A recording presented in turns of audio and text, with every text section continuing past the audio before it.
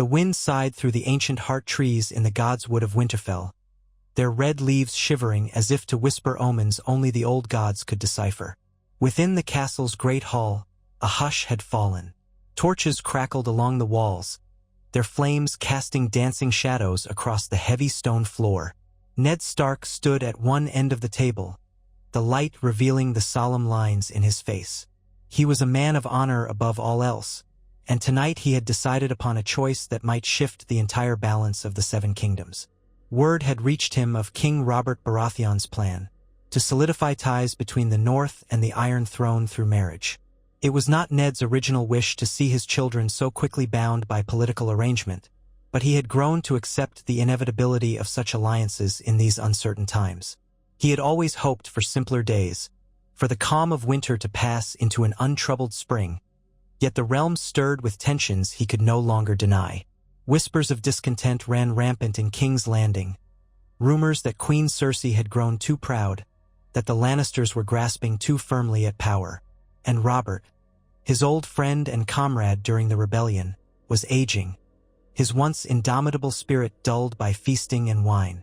The crown weighed heavily upon the king, and Ned suspected that Robert sensed how precarious his hold on the realm had become. With each season that passed, the realm's old alliances needed reinforcing if it was to hold together. The notion that the North should be bound by blood to House Baratheon was a logical step in the eyes of many. Still, Ned had hesitated. He was not a man who trafficked in half-truths or petty manipulations. He knew that forging a union between his own flesh and blood and Robert's children meant the Starks might find themselves more deeply entangled in the intrigues of the South than ever before. But the realm needed something stable, a shield against the petty bickering of lesser lords and the silent ambitions of the powerful. He also recalled the closeness he once shared with Robert in their younger years, how they had laughed and dreamt of forging a realm of justice after overthrowing the Mad King. If he agreed to bind House Stark to House Baratheon, perhaps he could help Robert steer the realm away from ruin. In the great hall, a single draft crept from beneath the enormous doors, ruffling the fur trim along Ned's cloak. Across the table, his son Robb stood tall, still young but bearing the first strong outlines of manhood. His auburn hair was brushed away from his face, revealing a set jaw and clear, keen eyes. Robb was doing his best to contain his nerves. One could tell by the slight shift of his shoulders that he was torn between pride and trepidation. He had grown into a promising heir to the North, steady in mind, capable with a sword, loyal to his people. But as Ned explained what was being asked of him, that he would be betrothed to King Robert's heir, Robb swallowed hard. There were fleeting thoughts in his eyes of the unknown future awaiting him. Ned, though not unkindly, explained to his son the significance. This was not merely a marriage. It was a forging of destinies. A Stark wedded to a Baratheon would seal a pact that might keep the kingdom from fracturing. Robb, to his credit, asked more questions than one might expect from a young man. He asked after the nature of King Robert's children, about their dispositions, their ages, and above all, what this would mean for the freedom of the North. Ned assured him that the North would remain under the Stark stewardship, but that, yes, their responsibilities to the Iron Throne would grow heavier. And so it was decided, albeit with some heaviness of heart. The next day, a raven was sent to King's Landing, bearing the reply that Lord Eddard Stark of Winterfell would honor the king's request. His eldest son, Robb, would be betrothed to Princess Myrcella Baratheon. Though Joffrey was the oldest, the king, after a few cups of wine, had famously told Ned that his daughter Myrcella was the sweetest and most cherished of the lot. "She's gentle and bright," Robert had once boasted, "and we'll see if your boy's Northland steel can keep her safe from the serpent's tongues down here." Ned, with some private relief, thought this arrangement might suit Robb better. Myrcella had a softer reputation than her volatile brother Joffrey, and if there was any child of the royal brood who had inherited a more pleasant disposition, by rumor at least, it was Myrcella. As winter's chill gave way to the fleeting promise of spring, Ned set out for King's Landing to finalize the betrothal in person, bringing Robb with him. Their retinue was smaller than the grand caravans that once carried the king up to Winterfell. They traveled swiftly but cautiously, mindful of bandits along the King's Road. The journey was laden with quiet anticipation. Robb took every free moment to train with his sword or ride ahead to scout the land, using his time to reflect on the course his life was about to take. He had written to his mother, Catelyn, who remained at Winterfell to manage affairs in Ned's absence. She had responded with motherly reassurance, reminding him of the duty and honor that came with such a match. When at last they reached the capital, King's Landing unveiled itself like a golden sprawl in the distance, the Red Keep perched upon its high vantage like a watchful hawk. Robb's heart thudded as they entered the city. The stench of too many souls living too close together assaulted his nose, and the noise felt overwhelming. So many voices, so many shouting merchants, so many ragged children running amok. He realized in that moment how different the South was from the North. But he reminded himself that if this marriage proceeded, one day he might spend more years in this place than he ever had in Winterfell. In the Red Keep, the reception had been prepared for weeks. Robert was in high spirits. He clapped Ned on the back, kissed him on both cheeks, and declared that he'd never seen a finer Northman than Robb. "He's the very image of you, Ned," Robert declared in the throne room, loud enough for courtiers to hear, "though you were always a bit more solemn. Let's hope he knows how to laugh now and again." The king's boisterous voice echoed across the marble floors, and Robb bowed courteously. He tried to keep his composure as he noticed the sly gazes of the gathered court. The Lannisters were there, regal and proud. Tywin had not arrived, but Queen Cersei stood near the Iron Throne, her golden hair cascading over her shoulders in perfect waves. Joffrey, standing beside her, wore an expression of mild disgust, whether for Robb or for the entire gathering, it was hard to say. Next to him were Myrcella and Tommen. Myrcella, perhaps a year younger than Robb, offered a small, polite smile that didn't quite mask her anxious curiosity. Ned stood beside his son, feeling that he had stepped onto a stage in a drama too large to fully control. But he would do his best to steer events toward a stable peace. He and Robert exchanged the words that sealed their family's intentions. A hush spread through the court as the official betrothal was pronounced. Robb Stark of House Stark, heir of Winterfell, wedded in good faith to Myrcella Baratheon of House Baratheon, Princess of the Seven Kingdoms. There would still be time before the actual wedding, time for both of them to reach a suitable age and for the realm to prepare for a royal union, but the vow, the bond, was now effectively in place. That very evening, feasting commenced. Tables groaned under the weight of roast boar, honeyed duck, racks of lamb, and enormous trays of freshly baked bread. Wine flowed freely, as did the gossip. Lords from every corner of the realm jockeyed to congratulate the king or ingratiate themselves with the new prospective heir to the north. Cersei sat like a cat among them, aloof and carefully observant. She smiled often enough, but a tension in her face revealed her frustration that the match had not been arranged for Joffrey. The crown prince, by contrast, sulked openly, throwing dark looks in Robb's direction. Occasionally, Joffrey would mutter something rude into his goblet, and Cersei would put a restraining hand on his shoulder. Myrcella herself appeared uncertain. She tried to be friendly to Robb, speaking soft words about the north and asking him questions about dire wolves and the cold winters. Robb responded politely, conscious of the eyes upon them, but he too carried the weight of awkwardness. Ned watched all of this, simultaneously relieved that things had gone smoothly and also deeply anxious. He sensed the intangible webs of ambition spinning around them. Peter Baelish, master of coin, approached with honeyed compliments, speaking of how the union would strengthen the realm, how it would bring the might of the north closer to the Iron Throne. The words sounded harmless on the surface, but Ned suspected ulterior motives. A faint sense of unease coiled in his stomach. In the corners of the feast, he thought he saw Varys flitting about, whispering secrets into the ears of whichever lords or ladies might prove useful. As the days turned to weeks, Robb and Myrcella found themselves in a peculiar dance. They were both too young for the final wedding, so this time was meant for them to learn more about each other, to train themselves in the ways of the court, and to foster trust between their houses. Robb was invited to join the King's Guard in practice sessions at the yard. He sparred with older knights, while Joffrey watched from a distance with an expression that flickered between jealousy and scorn. Myrcella, for her part, was tutored by septas in the ways of southern courtesy, expected to exemplify the virtues of a princess. She was gentle in her words, though there was a spark of quick wit behind her bright eyes. She confessed to Robb in a quiet hallway that she sometimes felt overshadowed by her brother and that the court's intrigues made her uneasy. Robb listened sympathetically, recalling how Winterfell's stoic halls had always seemed simpler, more straightforward. Ned spent long hours in the council chamber alongside Robert, Baelish, Varys, and Pycelle, attempting to manage the kingdom's myriad troubles, rebellious lords, unrest in the Riverlands, and the pressing matter of the crown's debts. Only occasionally did Robert show real interest in these matters. More often, the king was restless for a hunt or a lavish feast. but Ned had pledged to stand by him, to offer counsel in good faith. Each passing day made Ned more certain that the realm needed strong alliances, if not to keep it stable, then to have a chance of dealing with the mounting threats from all corners. And in the quiet corners of King's Landing, rumors began swirling about the Lannisters. Some said that Joffrey was not Robert's trueborn son, though few would dare speak such a charge openly. Others claimed that Tywin Lannister was preparing some grand maneuver to ensure that the West would remain ascendant, no matter which house the royals married into.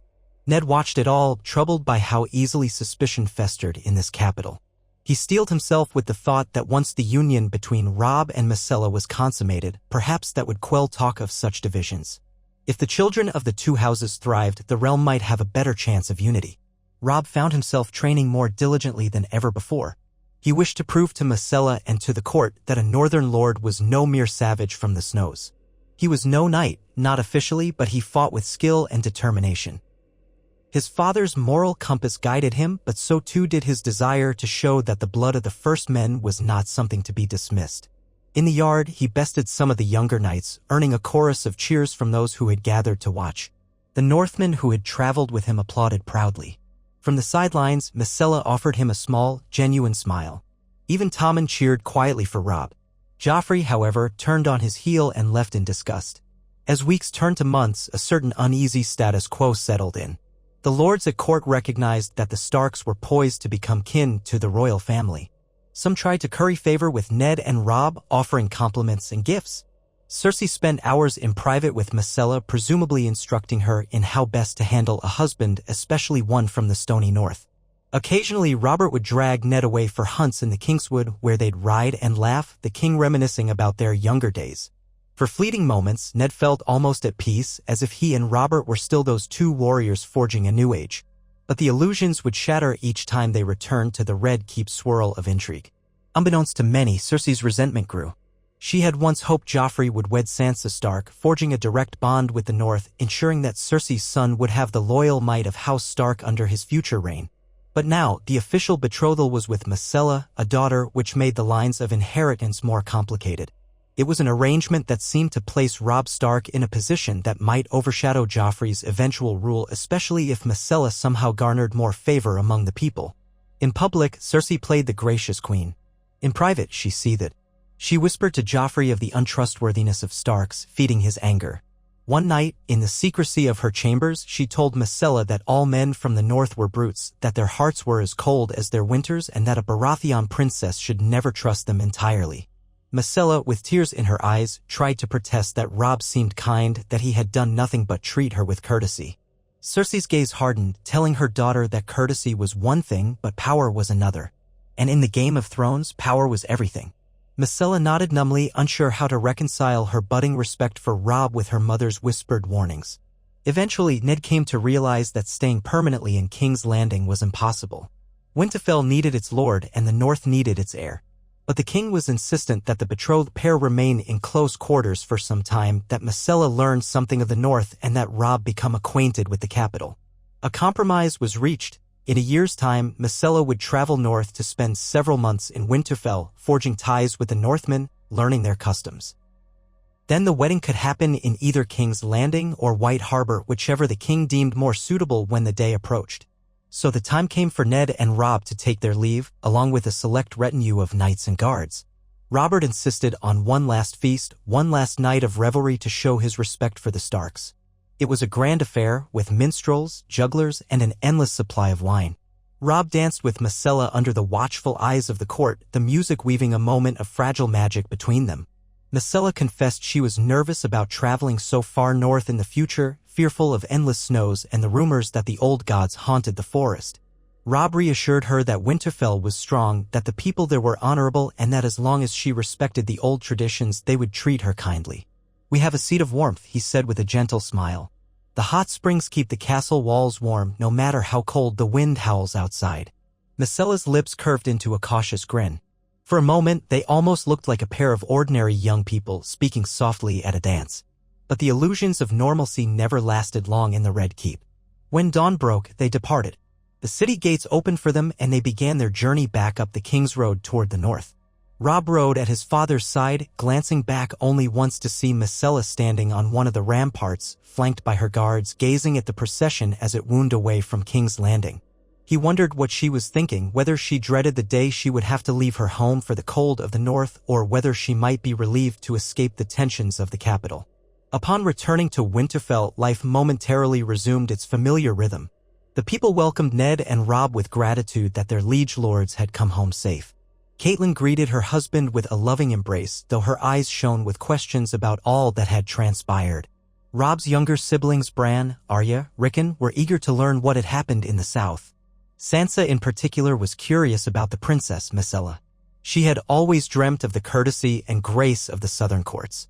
Robb tried to indulge their questions, but he found himself uncertain how to describe the experience. King's Landing was so very different from Winterfell, and the betrothal weighed on him like a cloak he had yet to grow into. The months that followed were a study in adaptation. Ned resumed his duties as Warden of the North.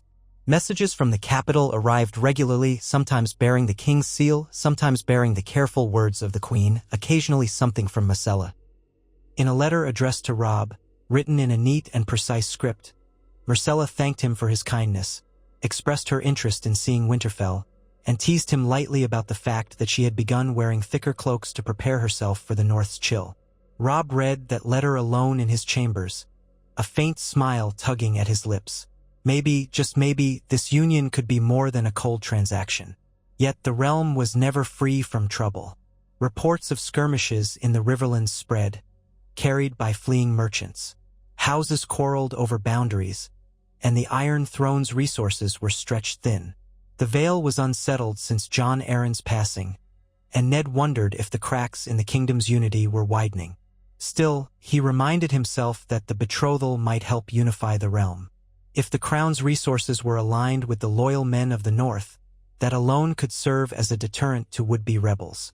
Then came the day Myrcella arrived in Winterfell, escorted by a considerable party of royal guards and handmaids.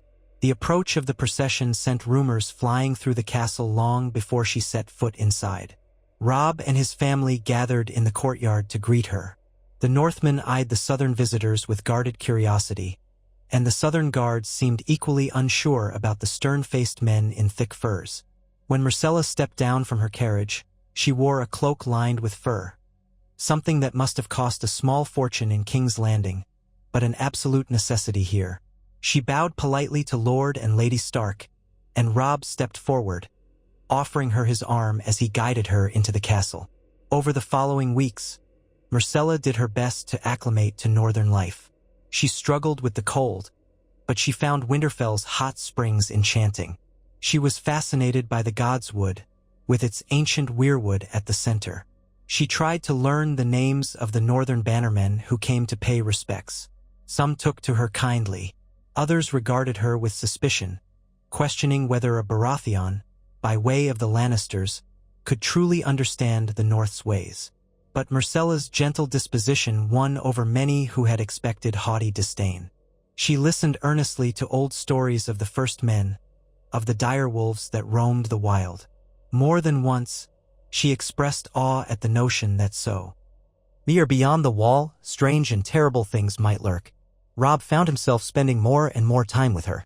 At first, they wandered the corridors awkwardly making polite conversation. But gradually, they found moments of genuine connection.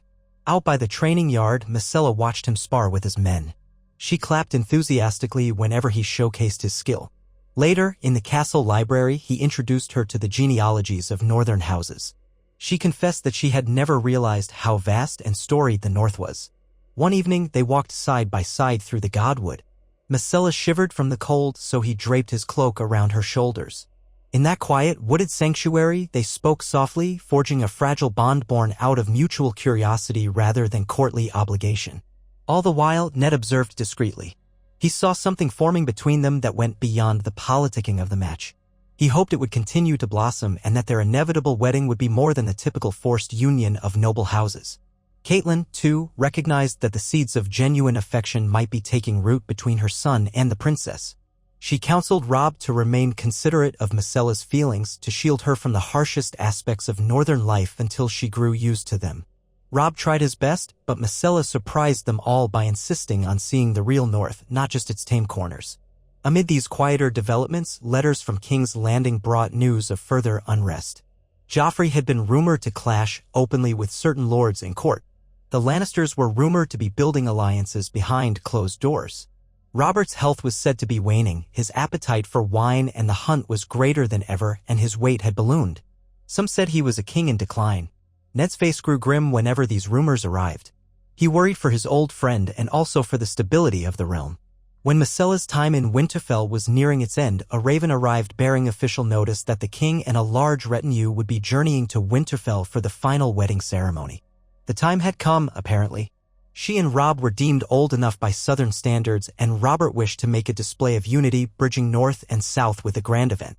The announcement was greeted with a mixture of apprehension and excitement. The servants at Winterfell bustled to make preparations. The Great Hall was to be decorated in the colors of both houses, Stark gray and Baratheon gold. Food stores were bolstered, casks of ale and mead prepared, and hunts planned in the nearby woods to provide fresh game. Within a fortnight, King Robert arrived at the head of an enormous host. Lannisters accompanied him, including Queens Cersei, Joffrey, Tommen, and a considerable guard of gold cloaks. The courtyard of Winterfell overflowed with visitors. Tents sprang up around the walls, decorated with the sigils of different houses. Musicians from King's Landing tuned their instruments for the feasts. The marriage was to be the grandest the North had seen in generations. Robert embraced Ned and roared with excitement at seeing the old castle again. "Ah, the North!" he bellowed, patting his considerable belly. "Fine air to clear the lungs, and the best hunts in all the realm. Let's see if I can find a worthy boar this time. Ned, without it goring me first." Ned forced a small grin, though worry flickered in his eyes. He welcomed the king as best he could, hoping that Robert's presence wouldn't sow new seeds of discord. Cersei wore a fixed, regal smile, exchanging forced pleasantries with Catelyn Stark. Joffrey strutted around in his princely garments, scowling at the rough-hewn walls and thick furs of the local folk. Tommen was more subdued, trailing behind his mother but sneaking glances at the direwolves kept by the Stark children, clearly fascinated by the creatures. The northern bannermen looked on, not entirely comfortable with such a heavy southern presence, but they trusted the Stark family's judgment. The wedding ceremony took place under the watchful eyes of the old gods in the Godswood. The weirwood towered overhead, its face carved with eyes that seemed to peer directly into the hearts of all who stood beneath. Robb wore the formal attire of the North, a heavy cloak of gray fur, simple but dignified.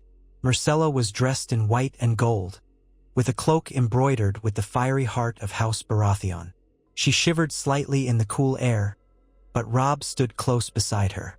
The ceremony was brief and solemn, presided over by both a northern officiant invoking the old gods and a royal septon who invoked the seven.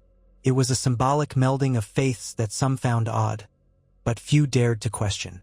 When the words were spoken and the cloaks exchanged, Robb draping his gray fur cloak over Myrcella's shoulders to claim her as his own, an uproar of cheers erupted from those gathered. King Robert himself wiped tears from his eyes and bellowed a laugh. Cersei's smile was thin, her green eyes sharp as she observed the event with an expression that betrayed little joy. Joffrey looked more bored than anything else, while Tommen clapped politely. Ned and Catelyn joined in the applause, though Ned's heart was torn between pride and an unshakable sense of foreboding. The wedding feast spanned 3 nights. Great tables overflowed with roasted meats, boar, venison, pheasant, even swan breads, pies, and sweets. Musicians played lively tunes, and dancers spun across the great hall's stone floor. Robert drank more than anyone, toasting the union of Stark and Baratheon so many times that by the second night, his speech had slurred into boisterous babble. Still, the mood was largely celebratory. Myrcella was fated as a queen-in-waiting of the North, and Robb was heralded as a unifying figure who would bring the old ways and the new ways together. A hush fell only when Joffrey made a curt toast to "my dear sister" and her northern husband, his tone dripping with condescension. But Robert's loud laugh broke the tension and the festivities carried on. Amid the feasting, deals were struck in hushed corners. Lords of the North took measure of the Lannister presence, making polite but guarded conversation with the Queen's kin. Some of the southern lords mingled with the northern bannermen, forging new acquaintances. Peter Baelish, who had come along, floated from table to table wearing that mocking little smile that never left his face. Varys had stayed behind in King's Landing, citing pressing duties, or so the official word said. On the third and final night of feasting, the bedding ceremony approached. Myrcella paled at the traditions of the North, which, combined with southern custom, meant a somewhat rowdy affair. Women of the court took the bride away, giggling as they prepared her for the bedchamber, while men did the same for the groom. Robb was teased relentlessly, though he tried to maintain his composure. The entire ceremony, though somewhat raucous, ended with the newlyweds being carried off to their chambers. Music and laughter continued in the hall. In their shared chamber, once the well-wishers had withdrawn and the door was barred, Robb and Myrcella stood awkwardly before each other. They were both shy, uncertain of the night's expectations, but they managed to share a tender moment that neither would fully describe to anyone else. The next morning, the sun rose over Winterfell's walls, lighting a realm that now boasted a new union, House Stark and House Baratheon bound together. For a brief period, it seemed that peace might truly be secured, that the realm could move forward with two great families so intimately joined. The king, satisfied that the wedding had been a resounding success, declared he would remain in the north for a few more weeks of hunting and merriment. His retinue, similarly, settled in for an extended stay, filling Winterfell with a bustle of activity seldom seen in these halls. But the north could not wholly transform into the south's playground. The days turned crisp and the first hints of autumn touched the air. The ravens brought more dire news: unrest along the border with the Iron Islands, a possible uprising in the western lands. Ned frowned over these messages while Robert cursed that he could not have a single moment of untroubled joy. Tensions flared between some of the northern lords and the southern knights who had come in the king's party. A drunken brawl one night nearly resulted in bloodshed until Robb intervened, forcibly separating the fighters with a show of commanding presence that reminded everyone he was Ned's heir. Robb and Myrcella found themselves navigating more than just their new marriage. They had to serve as a bridge between two worlds. Myrcella worked to reassure the southern lords that the north was not a barbaric wasteland, while Robb sought to prove to his own bannermen that Myrcella was not an arrogant southern trophy. Together, they made small gestures that resonated with the people. Myrcella visited the blacksmith, complimenting his work on forging new weapons for the guards. Robb took her to see the farmland around Winterfell, introducing her to some of the small folk who labored there. She listened to their concerns and offered kind words, though in truth she was overwhelmed by how different their struggles were from those of the small folk in King's Landing. Still, her gentle grace won hearts. Gradually, the initial friction began to ease. Ned, meanwhile, could not shake his unease around the Lannisters. Joffrey lurked with a perpetual sneer. Cersei spent long hours closeted with her twin brother Jaime, who had joined the king for the trip, presumably to keep him safe. Rumors circulated among the servants who had glimpsed them together. They spoke in hushed tones of the rumored closeness between the queen and the Kingslayer, though no one would dare speak openly of it to Ned. But the seeds of suspicion were well planted. Ned also noticed that Tywin Lannister had not deigned to appear. It was said the Lord of Casterly Rock had pressing matters in the west, but Ned suspected that Tywin's absence was a statement of its own. A week after the wedding, King Robert insisted on a grand hunt in the Wolfswood, determined to bag a monstrous stag he'd heard tales of. Ned accompanied him, as did several northern lords, Jaime Lannister, and a handful of guards. Before departing, Robert had made a big show of telling Cersei to enjoy the comforts of Winterfell. The queen had smiled pleasantly, but there was a tension in her posture. When the hunting party rode out, the crisp northern wind biting their cheeks, Ned felt an old stirring of camaraderie with Robert. He recalled battles fought side by side, the strength of the man who had wielded his warhammer against Rhaegar Targaryen at the Trident. But those days were long gone. Robert rode slower now, complained of pains in his joints, and gasped when he had to dismount and slog through the snow. Jaime Lannister had to step in more than once to assist him. They did find a great stag in the Wolfswood, a magnificent beast with antlers spread like a crown. The king was determined to kill it himself. He took up his spear and circled around, urging his companions to keep back so he could have his glory. Ned watched, heart in his throat, remembering the last time Robert had gone after a boar under the influence of too much wine. This time, Robert was sober enough, but his age and weight made him slower. The stag charged once, and Robert barely dodged aside, staggering in the snow. Jaime was poised to intervene, but Robert yelled for him to stand down. He hurled his spear, catching the stag in the flank. The beast bellowed in pain and thundered off, trailing blood behind it. The king pursued it deeper into the woods. Ned, Jaime, and several others followed, tense and wary. They found the stag collapsed near a frozen creek, still alive but breathing heavily, blood staining its brown fur. Robert approached, panting, and delivered the final blow with his dagger. Then he stepped back, roaring in triumph like the Robert of old. But when he turned, face red from exertion, Ned saw that this victory was a shadow of what it once might have been.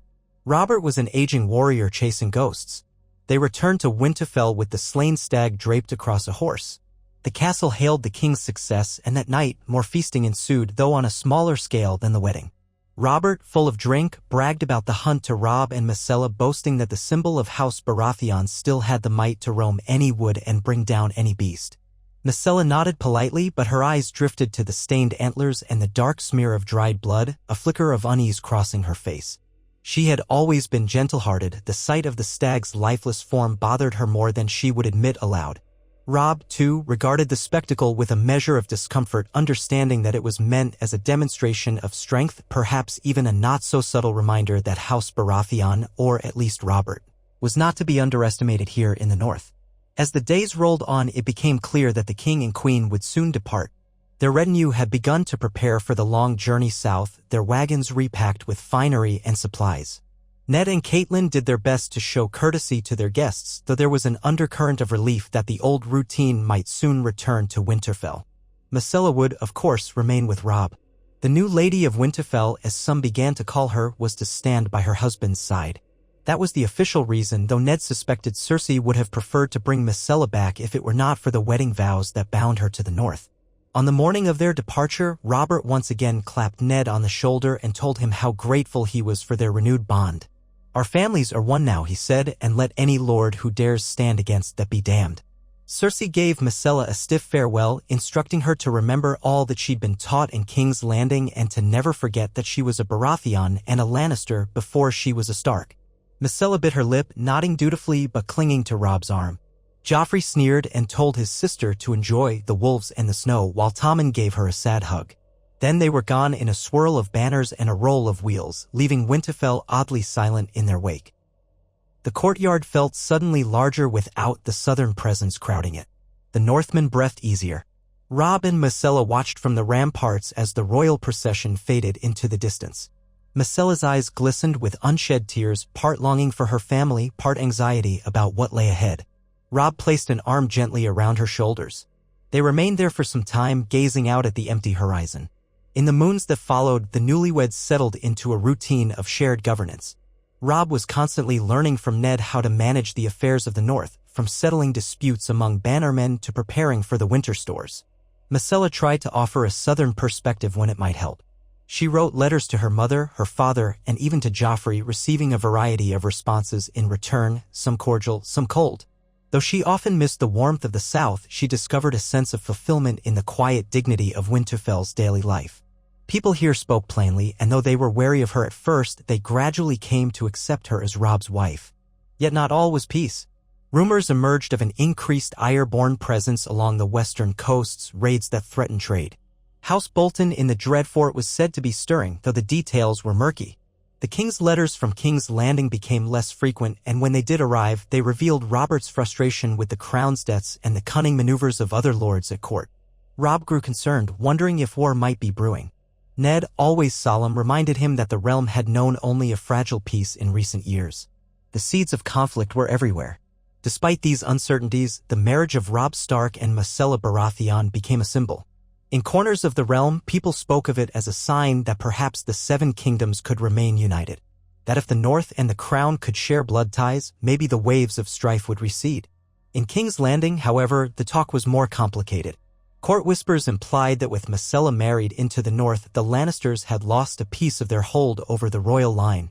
Some questioned whether Myrcella's children, if any came, might have a claim on the throne that could rival Joffrey's.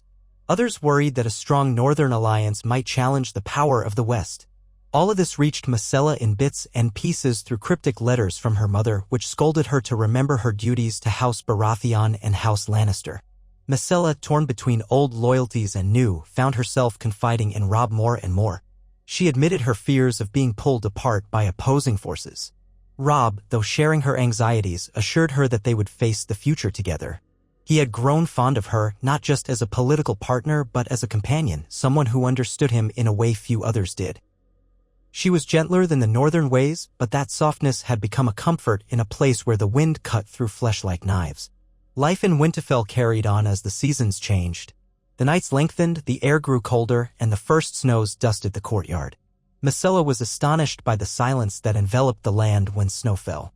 It was so different from the constant clamor of King's Landing.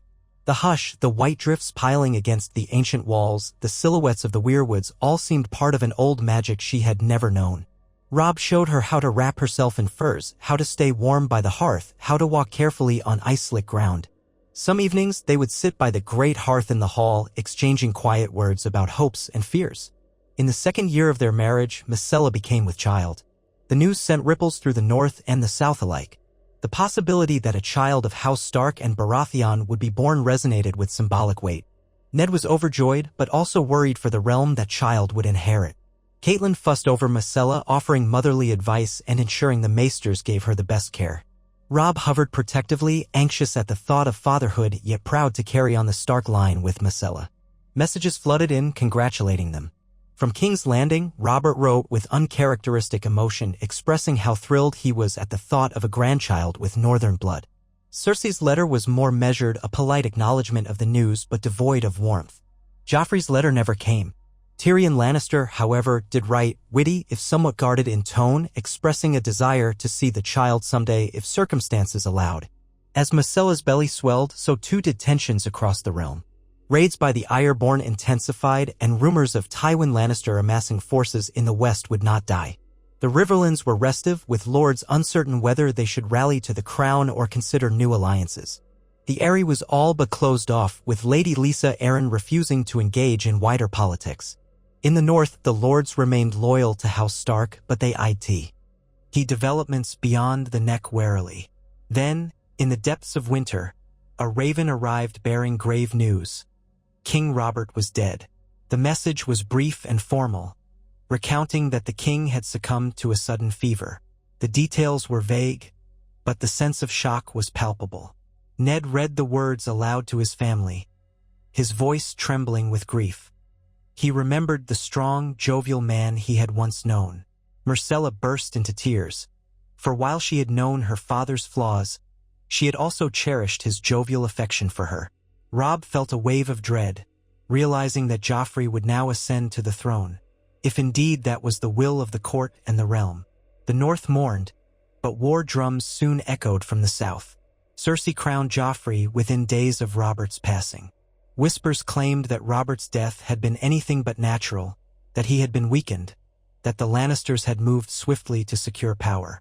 Stannis Baratheon, Robert's brother, declared himself the rightful king, challenging the legitimacy of Cersei's children. The Vale, the Stormlands, the Reach, the Riverlands, all seethed with uncertainty. And at the center of it all, Winterfell, newly tied to the Baratheon name, stood in an uneasy position. Now, with Myrcella pregnant and Joffrey crowned, lines of succession and loyalty became dangerously tangled. Had the marriage not taken place, the North might have simply braced itself behind the neck, focusing on its own domain. But with Myrcella as Robb's wife, with a child on the way who carried Baratheon blood, many in the realm now looked to Winterfell as a potential seat of rival claims, especially if the rumors of Joffrey's parentage were to be believed. Some lords even whispered that if Joffrey was a bastard, then Myrcella and her offspring with Robb would have a more legitimate claim to the Iron Throne. Ned, horrified by the prospect of another devastating civil war, convened his bannermen to decide the North's course of action. He believed in the rule of law and rightful inheritance, but he also believed in protecting his family. The Lord Paramount of the North could not simply ignore the fact that his daughter-in-law might be a more legitimate heir than Joffrey. Yet, for the sake of peace, Ned was loath to march south. Robb, torn between loyalty to the memory of King Robert and concern for his father's caution, wrestled with the decision.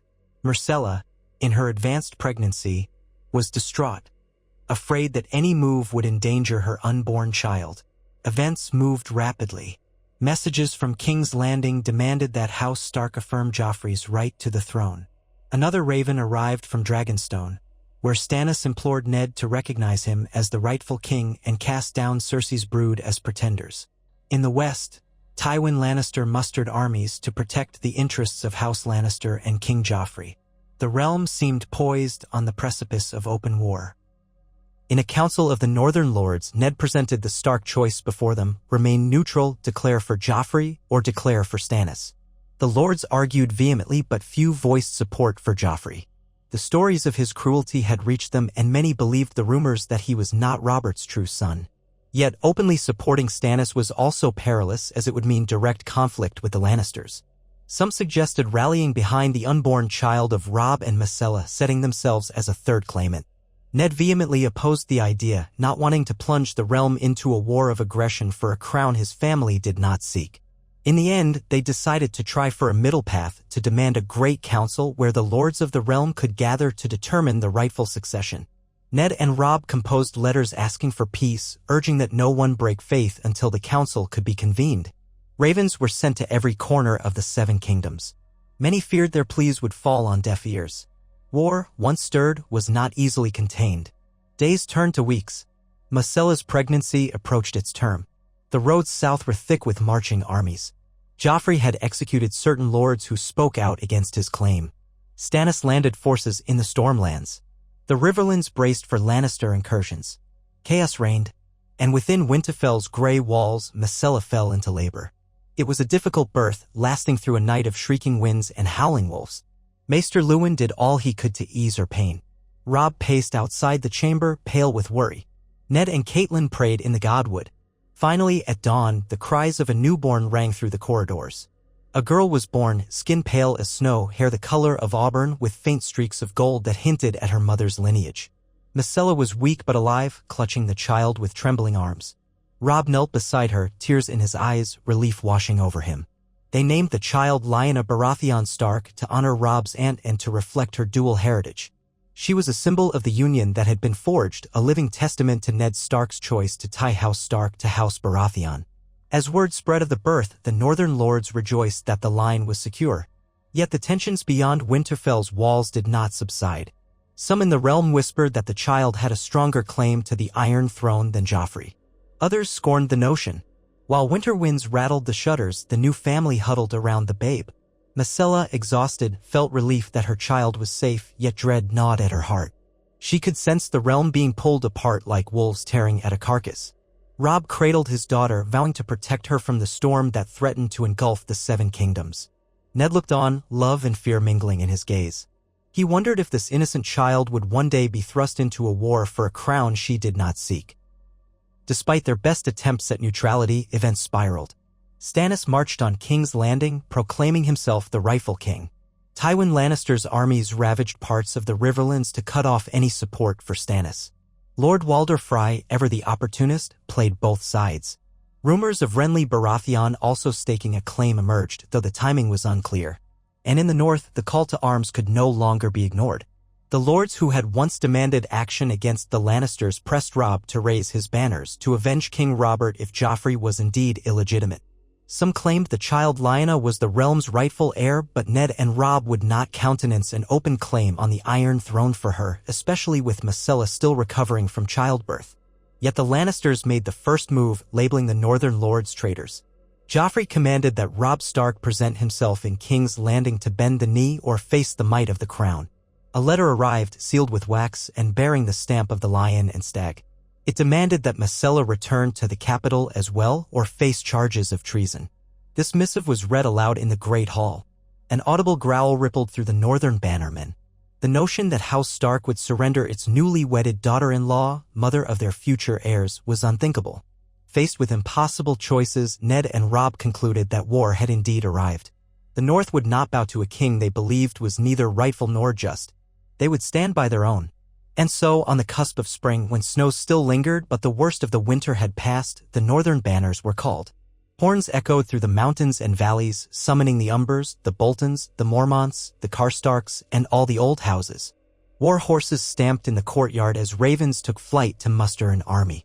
Robb prepared to march south, leading his banner men not to claim a throne, but to protect the North's honor, to protect his wife, his child, and to demand justice for the outrages committed by the Lannisters. Ned, though heartbroken to see another generation forced into war, donned his armor once more, standing beside his son. Before the army departed Winterfell, Robb and Myrcella shared a final moment in the Godwood.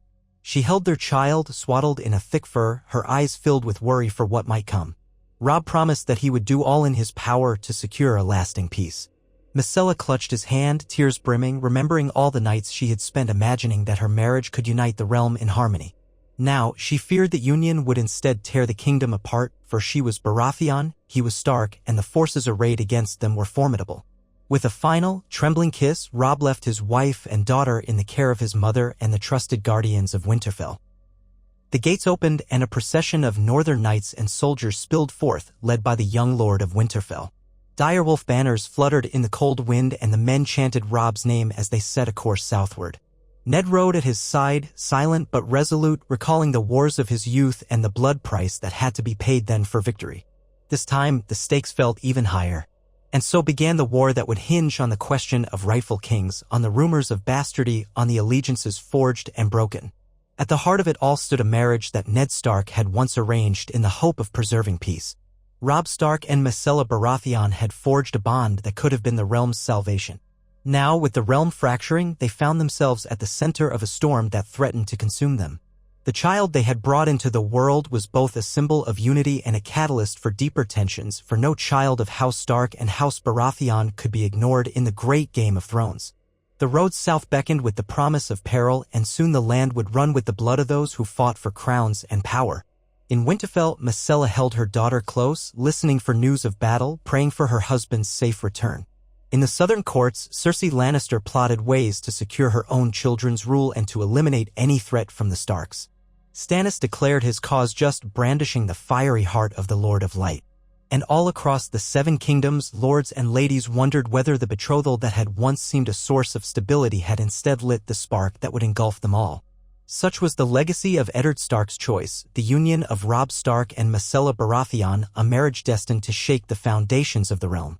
And as ravens darted across stormy skies and armies marched to the drumbeat of war, one truth became evident. In the Seven Kingdoms, no matter how noble the intention, every move in the great game carried consequences beyond imagining. Their story had only just begun, and the final chapters were yet to be written.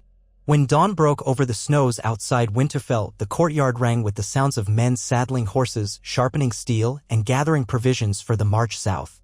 Robb Stark stood at the center of the commotion, his breath misting in the cold air.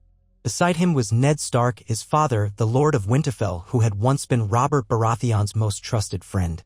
War was upon them, yet this war was different from the one that had ended the Targaryen reign. That conflict, so many years ago, had been sparked by a mad king and the abduction of Lyanna Stark, culminating in a triumphant Baratheon victory. But now the lines were blurred, the foes uncertain, and a dark sense of inevitability hung over them all. Robb was in the prime of his youth, but his face carried the solemn lines of a man older than his years. His new wife, Myrcella Baratheon, legally a Stark in the north, though still recognized as the king's daughter in many corners of the realm, remained in the castle, recovering from childbirth. Their infant daughter, named Lyanna Baratheon Stark, was only weeks old, yet already the rumors of her potential claim to the throne had spread like wildfire across the Seven Kingdoms. If Joffrey was indeed illegitimate, as many believed, the babe in Winterfell's cradle could be the one with the most direct line to Robert Baratheon's blood. The northern bannermen had come in force. Great Jon Umber, his massive frame clad in thick furs, roared commands at his men while the Karstarks, led by Rickard Karstark, rallied their sworn swords. The Manderleys had arrived from White Harbor, their banners fluttering with the Merman sigil. House Glover, House Mormont, House Serwyn, House Tallhart, and many others filled the yard. Wolves and men alike were restless, uncertain what future the day might bring. All of them had sworn fealty to House Stark long ago, all of them had followed the call of their lord. But now, for the first time in years, Ned Stark himself would ride to war as well. He had done so reluctantly, having vowed after Robert's rebellion never again to embroil the North in the bloodletting of the southern courts unless forced by honor. Yet the summons from King's Landing, branding the North as traitors and demanding Myrcella's return, had become a threat to his very family. To ignore it would invite the Lannisters north in strength, subjecting Winterfell and the surrounding lands to ravage and ruin. Shortly after sunrise, Ned and Robb entered the Great Hall to bid farewell to the women of the castle. Catelyn waited there, resolute though her cheeks were pale with dread. Beside her stood Myrcella, swathed in a heavy woolen cloak trimmed with fur, clutching her newborn daughter. Myrcella's golden hair shone in the torchlight, but her face was drawn, her eyes wide with the mixture of fear and fortitude that came to those who found themselves in the crucible of conflict. Robb approached, removing his gloves so he could brush the back of his hand against his wife's cheek. "I will do my best to end this quickly," he said, voice low and rough. "I swear it on the old gods." Myrcella only nodded. She had awakened that morning filled with dread, aware that her husband and father-in-law were about to plunge into a war that might shatter the kingdom. The child in her arms felt impossibly fragile, and yet she was a Baratheon and a Stark, both, two lines that had once promised the realm unity rather than strife. Ned inclined his head to Myrcella. "You remain safe here. Winterfell's walls have stood for thousands of years. Should any threat come, the bannermen who remain will defend you and the babe with their lives. Your mother," he hesitated. "Should the queen send further demands, pay them no mind. You are my son's wife and the mother of his child. The North will not yield you up." Catelyn came forward, wrapping Myrcella in a gentle embrace. The moment was brief but sincere. Catelyn might have once harbored reservations about a southern princess in her halls, but time and necessity had forged a bond. Together they watched Ned and Robb depart. As the men left the hall, the torches flickered, casting long shadows that seemed to foretell some looming doom. Out in the courtyard, the northern host was ready. Ned and Robb swung into their saddles. The wind cut across them, rippling their cloaks. Grey Wind, Robb's direwolf, padded alongside his horse, enormous paws crunching in the crusted snow. With a final command, the portcullis rose and the men began to ride forth, banners snapping overhead. The gates of Winterfell yawned open onto a world of possibility, none of it comforting. They rode south along the King's Road, the column stretching far behind them. The lords in the vanguard talked quietly among themselves of strategy, alliances, and rumors. Some believed that Stannis Baratheon, Robert's eldest surviving brother, would soon be crowned on Dragonstone and that he might call upon the North to join him against the Lannister boy king. Others argued that the North should declare neutrality unless attacked. But the letter from Joffrey himself had been tantamount to a declaration of war, even if no formal hostilities had yet broken out on northern soil.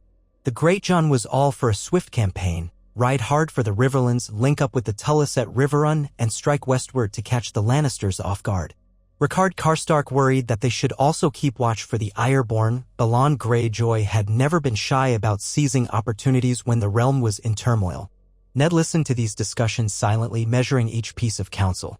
Robb rode beside him, grappling with the gravity of leading men into battle for the first time. As the days of travel wore on, news came northward along the road. Ravaged peasants and displaced travelers carried tidings of Lannister forces attacking pockets of Tully land near the borders of the Westerlands.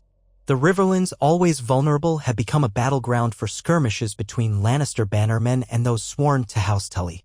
Lord Tywin Lannister was rumored to be gathering an enormous host near Harrenhal, which could threaten the Riverlands from one flank, while his son Jaime commanded another army further west. "We have no choice," Ned said at one evening's council around the campfire. "The Riverlands are wet to the north through my wife's kin, and they'll expect our help. King Joffrey has declared open hostility by questioning our loyalty and demanding Myrcella's return. The Tullis are our family, and they are under attack from the Lannisters. An alliance with them is not mere politics, it is duty." Robb nodded, gaze grim. "We'll march to Riverrun. From there, we can decide whether to face Tywin or Jaime first, depending on their movements. If we can break one of their armies, the other might hesitate to push further." The men agreed, and so the army continued toward the Trident. It was not a short journey. The column faced variable weather, patches of unseasonable snow, and occasional floods. But they kept moving, forging a path for the thousands of men, horses, and supply wagons trailing behind. Each morning, Ned looked a little more haunted, as if the weight of his memories pressed on him. Memories of the last time he had marched south for war, how it had ended in victory but also unimaginable sorrow. At last, they entered the Riverlands, crossing into territory that had begun to show fresh scars from raiding parties. Farms lay empty, torched by passing soldiers. Villagers cowered in the woods, fearful of any armed host. When the locals realized that the banners flying were the dire wolf and the Tully trout, some risked coming out to plead for protection or to tell of the atrocities they'd witnessed. Robb listened to them, anger flaring as he heard stories of Lannister men burning fields and dragging off peasants. Before long, outriders arrived with word that Jaime Lannister had engaged a Tully force near Riverrun. The castle was under siege, and the Tully defenders were hard-pressed. Ned and Robb spurred their men forward, determined to break the siege. As they drew closer to Riverrun, they discovered that Jaime had posted scouts and outriders all around, forcing the Northmen to rely on stealth and cunning. They reached a wooded stretch near the Red Fork of the Trident and established a hidden camp. Robb called his lords together: the Great John, Karstark, Roose Bolton, Meege Mormont, Wyman Manderly, and the rest. Ned was there, too, though he mostly let Robb present the initial plan. The young Stark demonstrated a steady hand at command, shaped by years of training under Ned's watchful eye. "We have the advantage of surprise," Robb said, tracing a rough map in the dirt with his dagger. "Jaime Lannister expects us, but not so soon, I think. His lines around Riverrun are stretched along the riverbank, blocking supply routes in and out of the castle. If we can split his forces, we might pin a segment against the river and force them to surrender or rout them. Once Riverrun is relieved, we can coordinate with Lord Hoster Tully." Ned nodded. "We'll need to be cautious of any reinforcements Jaime might be expecting. The Lannisters move quickly, and Tywin is rumored to be gathering strength near Harrenhal. But first, yes, we free Riverrun. The Tullys have stood for us before, we stand for them now." At dawn, the northern host advanced in 3 columns. The first, led by Roose Bolton, would circle behind the Lannister siege lines. The second, under Great John Umber, would launch a frontal assault once Bolton's men were in position.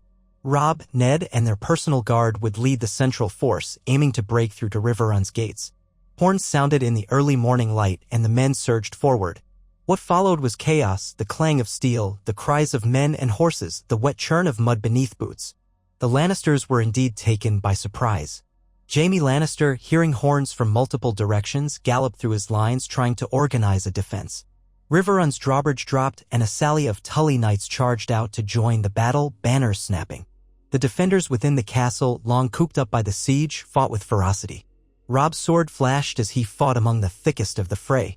Grey Wind bounded at his side, leaping onto men who tried to cut Robb down. The direwolf snarls mingled with the tumult of war.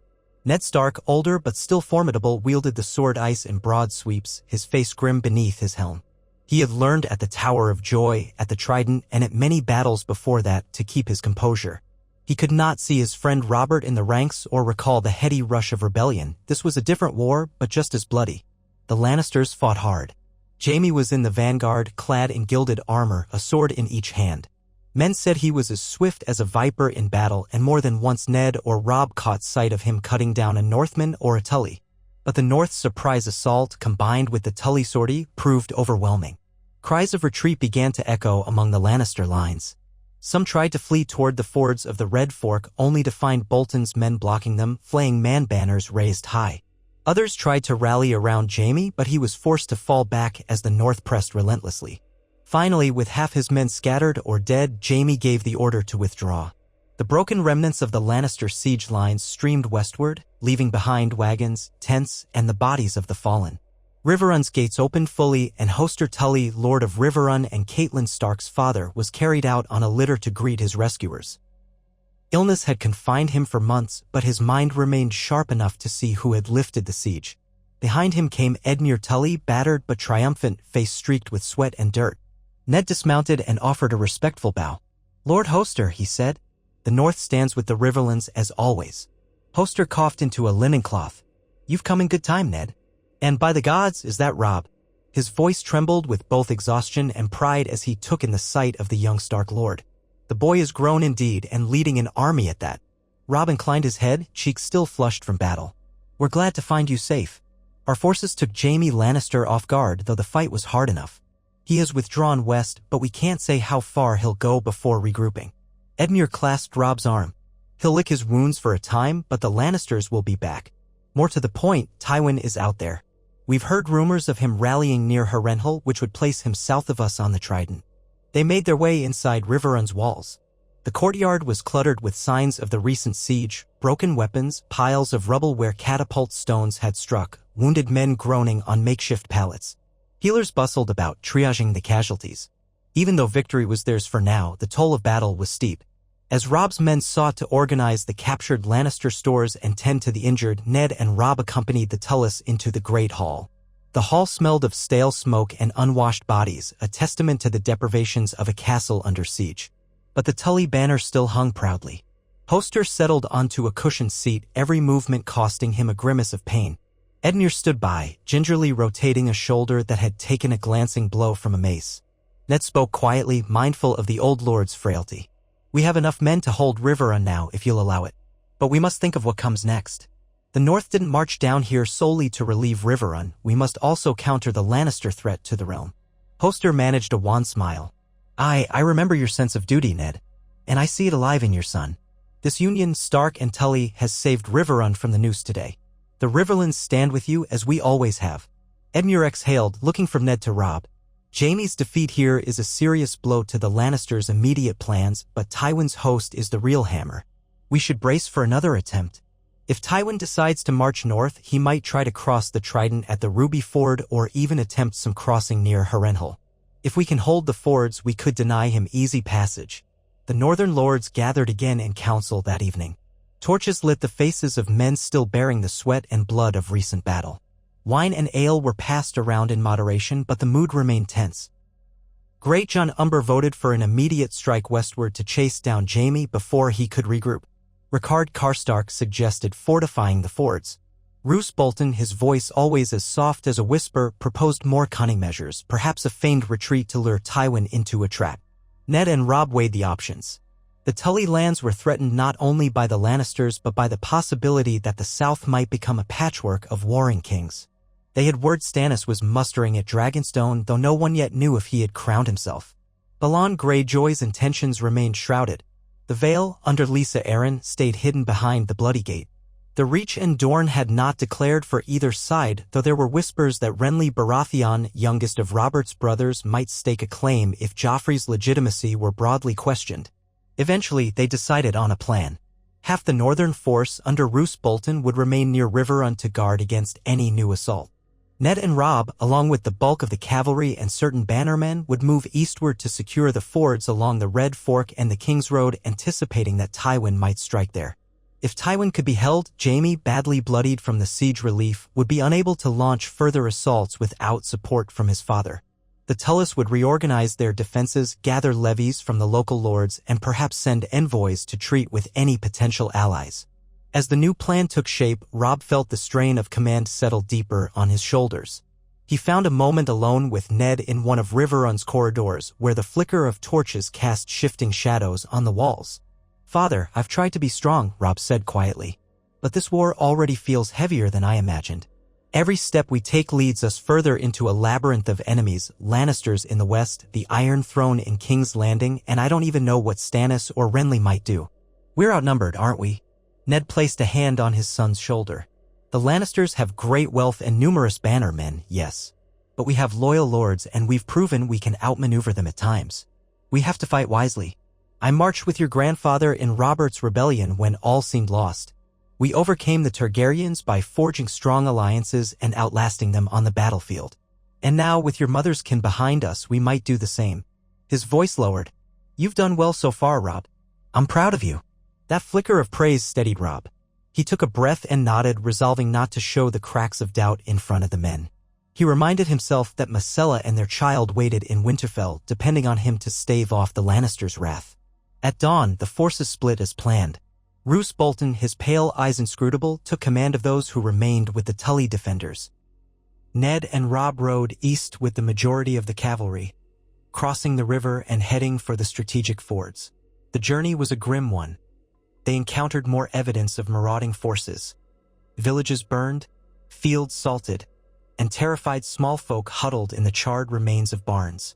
The men's anger swelled, fueling their resolve to stand against such brutality. After several days' march, scouts brought the news that Tywin Lannister's main host was indeed on the move, heading north from the region of Harrenhal. The Trident shimmered under the pale sky as the northern troops spread out, fortifying potential crossing points. Edmure Tully, who had insisted on coming along, proposed a bold plan to meet Tywin near the Red Fork. "If we can catch him while he's still crossing, we might split his army," Edmure said, jabbing a finger at the rough map they had drawn on a scrap of hide. "That's a dangerous gamble," Ned cautioned. "Tywin is cunning. He could send a vanguard to draw us in, then flank us with a larger force." Robb studied the map. "But if we let him cross uncontested, he'll march north with ease, and we'll be forced onto the defensive, possibly pinned against the walls of Riverrun or forced to scatter into the countryside." They debated for hours under the canopy of a forest clearing, while outriders came and went with fresh tidings of the Lannister advance. Finally, they decided to position the bulk of their force in concealed areas near the main ford, with a smaller contingent to feign a weaker defense. If Tywin took the bait, he might lead his men across in haste, believing he faced only a token force. Then, once his vanguard was mid-river, the hidden columns would close in. It was a tactic fraught with risk, but with a bit of luck, they could slice Tywin's army in half and hammer each segment in turn. The day of the battle dawned under an iron-gray sky. Fog drifted across the water, obscuring visibility. Ned and Robb deployed their troops carefully. Archers crouched behind brush on either side of the ford, while cavalry waited in a small hollow beyond the tree line. Foot soldiers formed lines along the riverbank that would be just visible enough to suggest a light defensive screen. The men's nerves were palpable. They felt the cold sweat of anticipation, the tautness in every muscle as they waited. Mid-morning, the scouts reported Tywin's army approaching. The Lannister banners, gold lion on crimson field, appeared like a wave of color in the distance.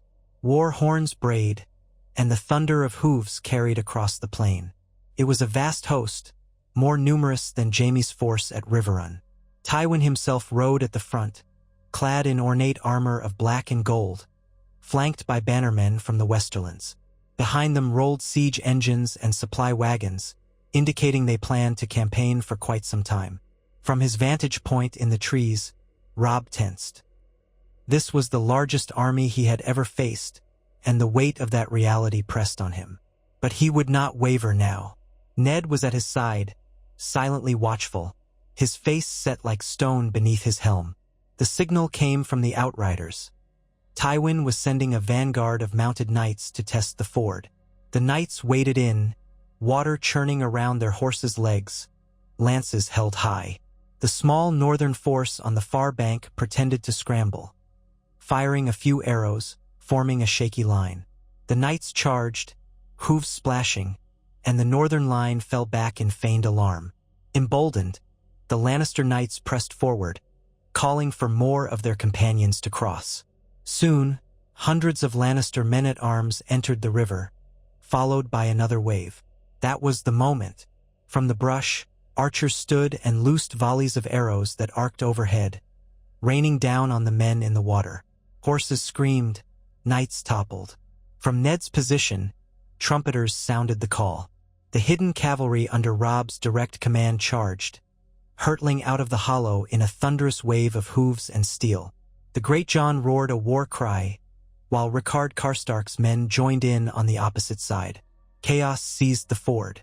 Lannister knights trapped in mid-river tried to turn, only to collide with fresh waves of their own men still entering the water. The arrows rained without mercy.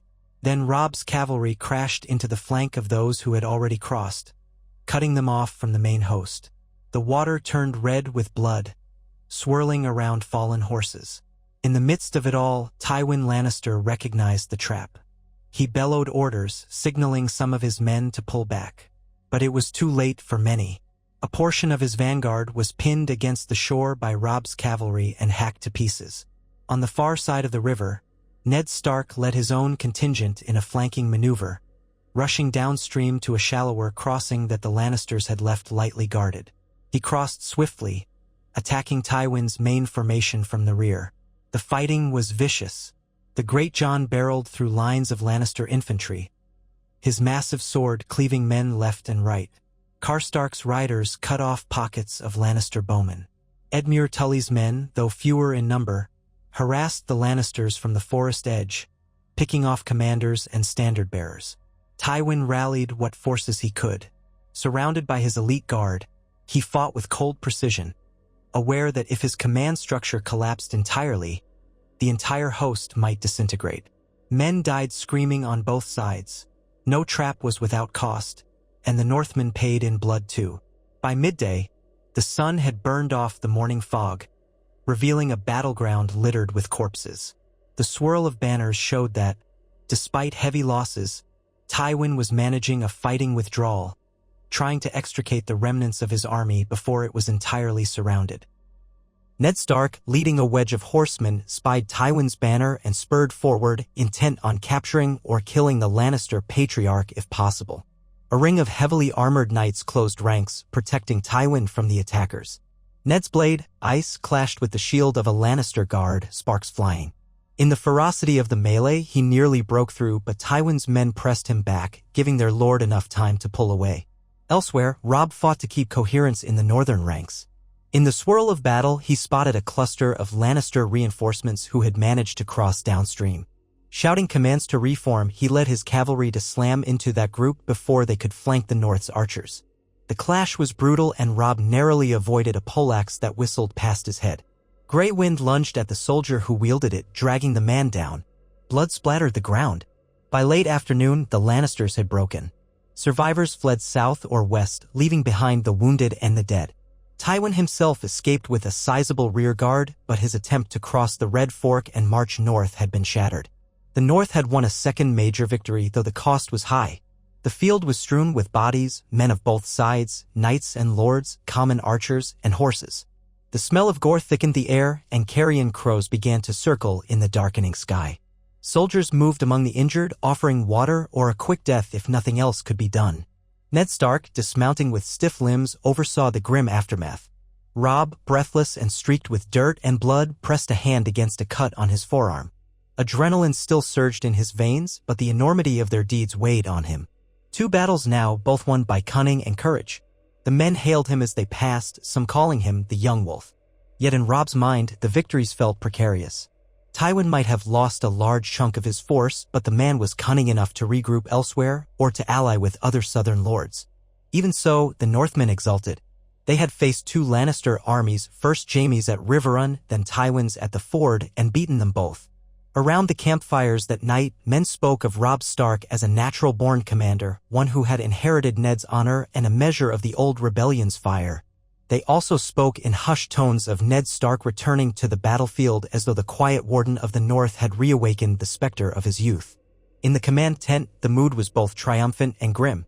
Great John Umber hoisted a tankard of ale in Robb's direction. "Here's to you, my lord, and to Lord Stark as well. I never doubted we'd best the lions, but by the gods, you made it a feat worth singing about." Others echoed the toast. Even the reserved Rickard Karstark acknowledged Robb's cunning, though he lamented the loss of some of his best riders. Edmure Tully saluted the Starks for saving his father's lands yet again. Ned stood at the periphery, arms folded, as the lords recounted the day's battle. When asked for his thoughts, he shook his head gravely. "Let us not forget the cost," he said.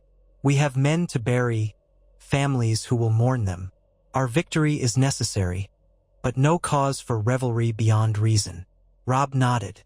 He too felt the weight of the sacrifice. "We'll bury our fallen with honor," he said. "And we'll see to the Lannister dead as well, though I doubt Tywin would do the same if the roles were reversed." They had captured several highborn knights from Tywin's host, men who might be ransomed for gold. Some of these prisoners might prove valuable in future negotiations, so Ned insisted they be treated with dignity. Catelyn Stark's lessons on dealing with captives had not been forgotten. That night, the northern camp posted extra guards, wary of any attempted rescue or sabotage. They had reason to be cautious. Tywin was less than a day's ride away, presumably retreating in disarray but still a threat if cornered. The next morning brought news from the west. Jaime Lannister, after his defeat at Riverrun, had regrouped with additional forces but had yet to mount a counterattack. Some reports said that Tywin and Jaime might try to consolidate their armies near the Golden Tooth or even near Harrenhal again.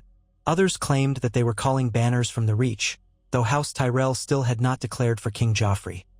Mace Tyrell was rumored to be waiting for a sign that Stannis or Renly might challenge Joffrey's claim. Ned and Robb called a new council.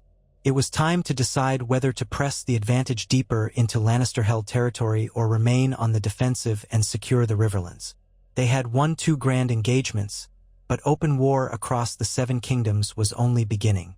Joffrey reigned in King's Landing, supported, for now, by the might of the Gold Cloaks and the Lannister name. The Baratheon uncles, Stannis and Renly, lurked in the wings, each with a plausible claim to the Iron Throne if they chose to press it. We cannot simply lay siege to King's Landing. Gee, not with the men we have, Ned said. Taking the city would be a costly and bloody endeavor, and the Crownlands might yet rally to Joffrey. It would become a siege that could drag on for months. Meanwhile, Tywin and Jaime would have time to rebuild and strike us from behind. Edmure Tully grimaced. The Riverlands have suffered too many of these Lannister raids. If we do nothing, they'll just keep coming. Roose Bolton's quiet voice slid into the conversation. We could attempt to broker a pact with one of Robert's brothers. Should Stannis or Renly muster enough power, a combined thrust could corner the Lannisters. If we help seat a Baratheon on the throne, one recognized by the realm, there might be a chance to quell further bloodshed. His pale eyes flicked toward Ned. And there's also the matter of the princess in Winterfell. Some would say your granddaughter is the rightful heir to Robert. Ned's expression hardened.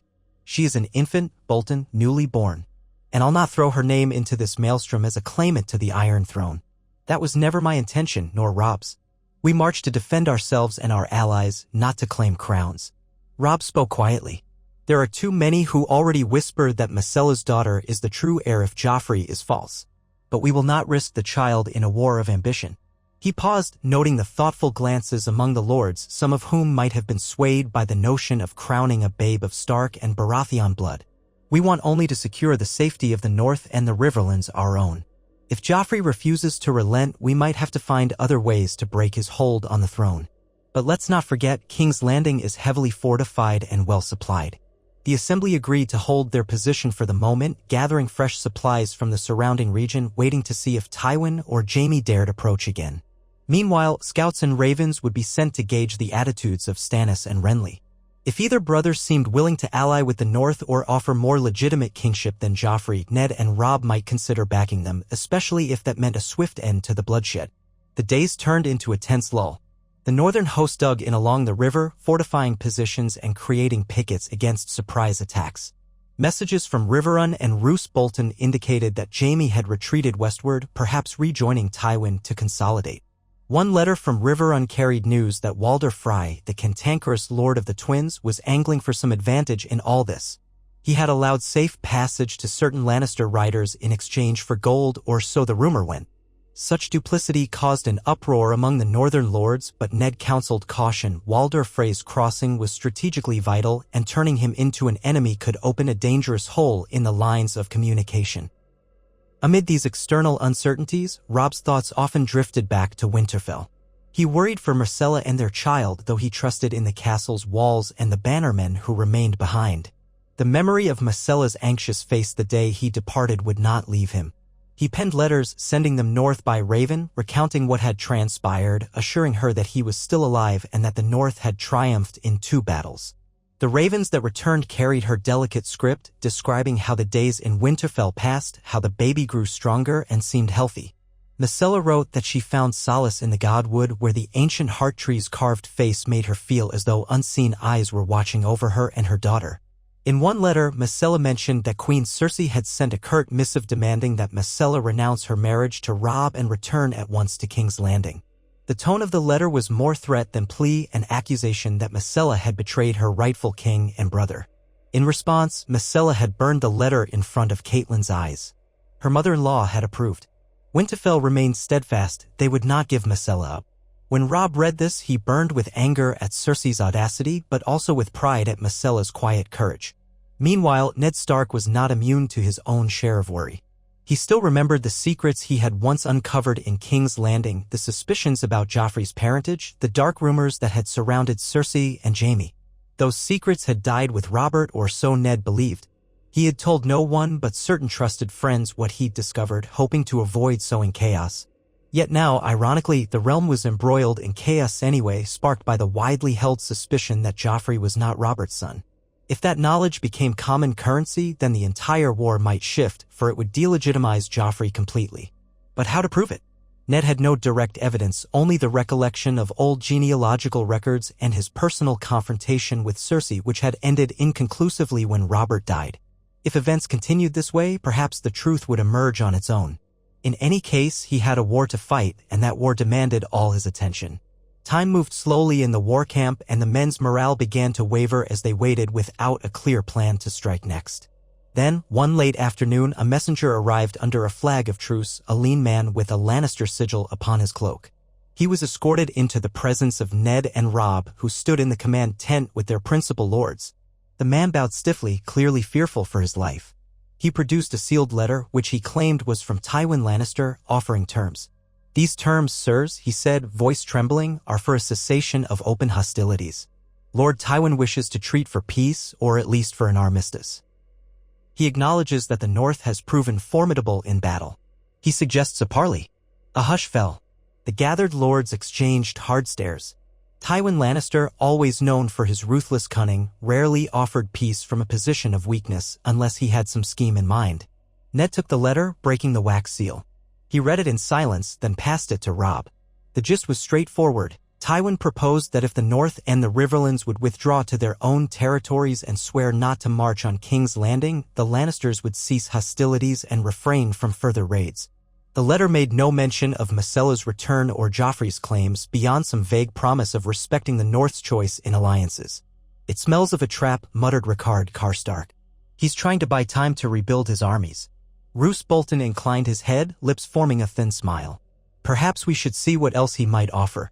Ransoms, gold, recognition of new boundaries, or perhaps he wants hostages." Ned regarded the messenger. "Where does Lord Tywin propose this parley?" "In the ruins of a small sept outside Harrenhal, my lord," the messenger replied. "He suggests each side bring no more than 20 men under banners of peace." Some of the northern lords scoffed. A meeting near Harrenhal, Tywin's territory, was an obvious risk. Ned's eyes narrowed. He suspected Tywin wanted to lure them into a vulnerable position. Still, a parley might provide valuable information about Lannister's strength and intentions. Robb glanced at his father, struggling to weigh caution against opportunity. At length, Ned said, "We'll consider Lord Tywin's offer. But our terms must include an acknowledgement of the atrocities committed in the Riverlands, compensation for the villages burned and the small folk harmed. And we will not lay down arms while Joffrey continues to threaten my family. Is that understood?" The messenger bowed. "I'll bring your words to Lord Tywin, my lord." He departed under guard, leaving the northern lords to debate the merits of a parley. Edmure Tully shook his head, convinced Tywin was merely stalling. The Great John wanted no negotiations. He would happily ride west and mount Tywin's head on a spike. Roose Bolton played devil's advocate, noting that if a parley stalled Tywin's next offensive, it could buy them time to reinforce or to consider alliances with either Stannis or Renly Baratheon. In the end, Ned and Robb decided that they would feign interest in negotiations, sending a carefully worded response that demanded fair terms. They would choose their parley delegation with caution, making sure Tywin could not spring an easy trap. Whether the parley would actually come to pass or dissolve in more bloodshed remained to be seen. Word of the potential negotiations quickly spread through the camp. Most men were skeptical, seeing the Lannisters as oathbreakers incapable of honest dealing. But some dared to hope that if a truce was reached, they might be allowed to return home before winter truly set in. No one relished the thought of a long campaign in the cold, far from hearth and family. A se'night later, Tywin's response arrived, agreeing to a parley in 10 days' time at the designated September. The North prepared for the possibility. Ned and Robb chose a handful of trusted companions to accompany them: Great John Umber, Rickard Karstark, Edmure Tully, and a few hand-picked knights sworn to House Stark. They planned to leave the majority of the army encamped a safe distance away, ready to move if signs of treachery arose. Those days leading up to the parley were marked by tension. Small skirmishes still erupted here and there with stray Lannister patrols. One northern scout vanished, his body later found strung up in a burned village.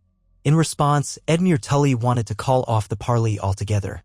But Ned remained resolute. They would go through with it if only to gauge Tywin's next move. At last, the morning came. Ned, Robb, and their chosen band rode out at dawn. The location Tywin had specified was indeed a few miles west of Harrenhal's looming ruins. They saw its twisted towers in the distance, a testament to the cursed fortress's savage history. Smoke curled from campfires around the old castle, suggesting Tywin's men were stationed there in force. Robb's mouth felt dry. He gripped his reins more tightly than usual. They reached the sept, which stood on a small rise beside a burned-out village. Once it had been a modest structure of stone and stained glass, but the roof was half collapsed and the statues of the seven lay broken. The seven kingdoms, Robb thought grimly, each day feeling more broken themselves. Tywin Lannister was there, surrounded by mounted knights in the lion-crested armor. His eyes were cold and calculating. Beside him stood several of his bannermen, including sergeants from Casterly Rock. No sign of Jaime, which was unsurprising. He was likely recovering from wounds or regrouping the remnants of his force. Ned and Robb approached under the white banners of truce. Their men fanned out, each side studying the other warily. Tywin nodded a brief greeting. He did not dismount, nor did Ned. They faced each other across a small, debris-strewn courtyard. The wind stirred, rustling Tywin's cloak of black wool trimmed with gold. "Lord Stark," Tywin said, his voice calm and resonant. "And the young wolf, I presume." His eyes flicked over Robb. "I commend you on your victories. House Lannister has underestimated House Stark for the last time." Ned's expression revealed nothing. "Lord Tywin, we've come to hear what you propose for a peaceful resolution. You speak of an armistice. Let's hear the terms." Tywin's lips formed a thin line. "Peace requires both sides to yield something. The boy on the Iron Throne, my grandson, has no desire to see further bloodshed if it can be avoided. We are prepared to recognize the autonomy of the North to some extent and to remove our armies from the Riverlands, provided certain conditions are met. Chief among them is the recognition of Joffrey Baratheon as the rightful king. And, of course, the return of my granddaughter Myrcella to King's Landing." Robb's knuckles went white on his reins. "Myrcella is my wife. She will not be given up." Tywin raised an eyebrow. "A marriage that was never sanctioned by the crown and that, if rumor is to be believed, led to the birth of a child who claims my late son's blood. By law, that child belongs at court to be fostered among royals, not hidden away in the snows of the North." Ned fought to keep his voice level. "We need no sanction from a throne we do not recognize. Myrcella remains a Stark now. Your demands are impossible if you expect us to hand her over. And as for Joffrey, we've heard the rumors about his parentage, rumors that cast grave doubt on his legitimacy." Tywin's face darkened. "Lies spread by Stannis, no doubt. My daughter is the queen mother, and Joffrey is Robert's heir, recognized by the great houses that have sworn fealty. I will not hear this base slander." The great Jon gave a derisive snort, but Ned silenced him with a raised hand. "We want an end to the bloodshed, but your conditions are unacceptable. Myrcella stays in Winterfell, as does her child, and we will not swear fealty to Joffrey while such doubts remain." Tywin steepled his fingers. "Then consider a compromise. If you yield on the matter of the child, send the babe south to be fostered as a ward of the crown. Perhaps we can leave your marriage intact. The realm often fosters noble children at court, after all. An act of good faith, if you will." Rage flared in Robb's chest. The notion that he would give up his newborn daughter to these people, to a place where Joffrey and Cersei reigned, was unthinkable. "Never," he said, voice trembling with anger. "We'd sooner go to war until the last drop of blood is spilled." Tywin's mouth curved slightly. "That's your choice. But let us not forget that a war of attrition hurts you as well. Winter is coming, after all, and the North cannot feed armies forever." The tension around them crackled. Both sides had archers and knights at the ready, an unspoken threat that if this meeting soured further, the white banners would mean nothing. For a moment, Ned feared a sudden outburst of violence. Then Tywin sighed as if feigning disappointment.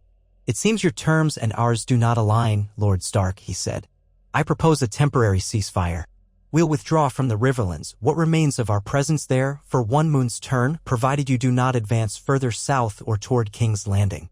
This truce will allow each side to tend their wounded and reconsider their positions. If in that time you come to see reason, you may send envoys to discuss more permanent arrangements." Ned exchanged a glance with Robb. A moon's turn of quiet could allow the North to resupply, let men rest, and perhaps see if Stannis or Renly would stake their claims.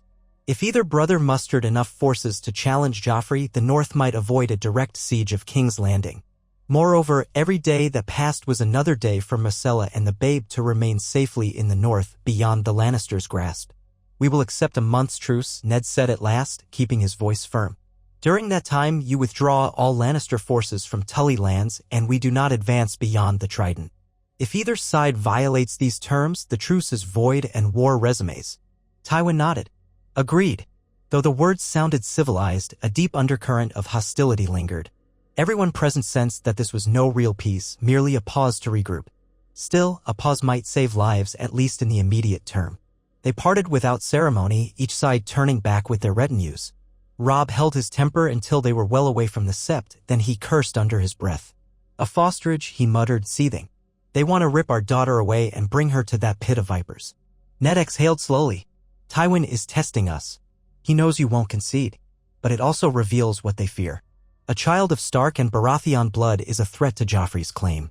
They want the girl under their control or dead. But they won't say that openly." Robb shuddered. "We'll never surrender her." A raven was sent north, informing Winterfell of the temporary truce.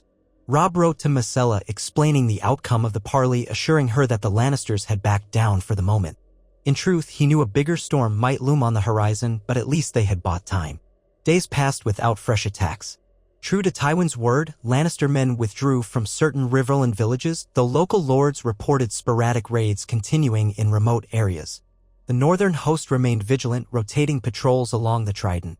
Edmure Tully took advantage of the lull to lead men deeper into the countryside, gathering scattered levies and burning out small Lannister camps that hadn't yet retreated.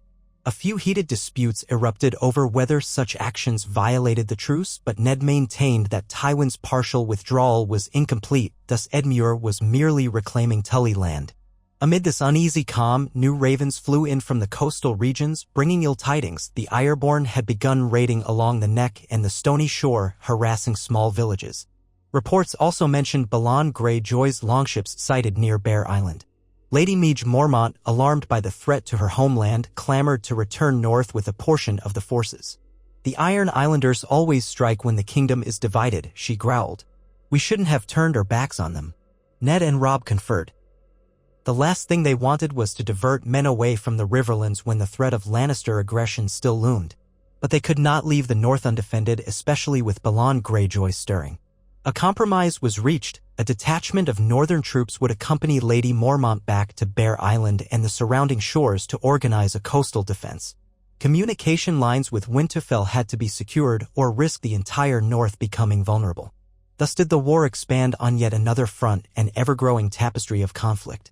Stannis' silence continued to worry Ned. Rumors said he was forging alliances with certain lords in the Narrow Sea region or possibly seeking support from Lys or other free cities.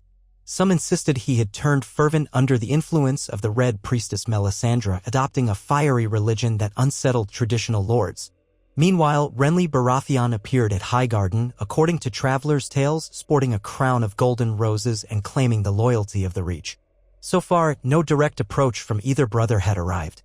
As the moon's turn wore on, the fields around the northern camp began to blossom with the wildflowers of early spring. The Riverlands, battered though they were, started to show signs of renewal under the gentle rains. It was a surreal contrast, a land that had witnessed brutal battles and yet tried to heal and bloom again. Some in the ranks believed that if this truce held, perhaps a lasting peace might be negotiated. Others whispered that war was inevitable, that the seeds of conflict had already taken root too deeply. No fresh missives arrived from Cersei Lannister nor from King Joffrey. But within the final week of the truce, a rider from the Vale arrived in Riverrun carrying a letter for Ned Stark. He came to the main camp seeking out the Stark lords. Ned received him in the command tent and the man bowed. "My lord, I bring tidings from Lady Lysa Arryn. She begs her sister's family to come to the Vale for urgent counsel. She claims there is evidence that might affect the entire realm." Dee's heart sank. Lysa's unpredictability was notorious. She had refused to involve the Vale in the war thus far, keeping young Robert Arryn sheltered behind the Bloody Gate. But if she truly had crucial evidence, it might pertain to the crown or the circumstances of Robert Baratheon's death, or even the rumors about Joffrey's parentage. Yet Ned could not simply abandon the front line to visit the Eyrie. "I cannot leave," he told the messenger. "We are in the midst of war, with a fragile truce about to expire." The rider bowed again. "Lady Lysa's words, my lord, are that the Vale may choose a side if this evidence is presented to the proper lords. Without it, she remains uncertain. But with it, she might bring the Knights of the Vale to your cause or choose another cause entirely." That night, Ned and Robb debated the matter. Edmure Tully, who was Catelyn's brother, reminded them that the Vale's knights were some of the best in Westeros and their support could tip the balance. Ricard Karstark argued that Lysa was too capricious to be trusted. She had already left them to fend for themselves. The Greatjon insisted they had enough men to face the Lannisters alone if need be. Yet a cautious voice in Ned's mind told him that ignoring the Vale might be a mistake. In the end, they decided Ned would go with a small escort, leaving Robb in command of the main host. The truce with Tywin had only days left, but Tywin would not likely strike again if the Patriarch believed the North could be swayed to remain neutral. If Ned could secure the Vale's backing, or at least remove it from Lannister influence, he might return in time to shape the next phase of the war. Robb was reluctant to see his father go. "We need your wisdom, father," he said. "If the Lannisters attack the day after you leave." Ned clasped his son's shoulder. "I trust you. The men call you the young wolf for a reason. You've led them to victory. I must try to secure the Vale if we are to have any hope of ending this war without more carnage. I'll ride lightly, send word when I can. By the time the truce ends, we'll know if Lisa means to join us or if we must stand without her." So a small party prepared to head east, skirting the region near the Mountains of the Moon to reach the Vale. Ned took a handful of guards, a maester for correspondence, and a few loyal knights, including Ser Roderick Castle, who had once served as master-at-arms in Winterfell. Robb bid his father farewell with a heavy heart, watching him depart the camp under a cloudy sky. The final days of the truce were marked by suspense. Every dawn, the northern scouts rode out, expecting to see Tywin's banners massing in the distance. But the horizon remained quiet, save for the occasional flight of crows.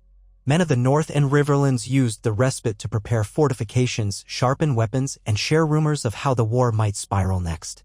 Meanwhile, King's Landing itself was an enigma. No official envoys arrived.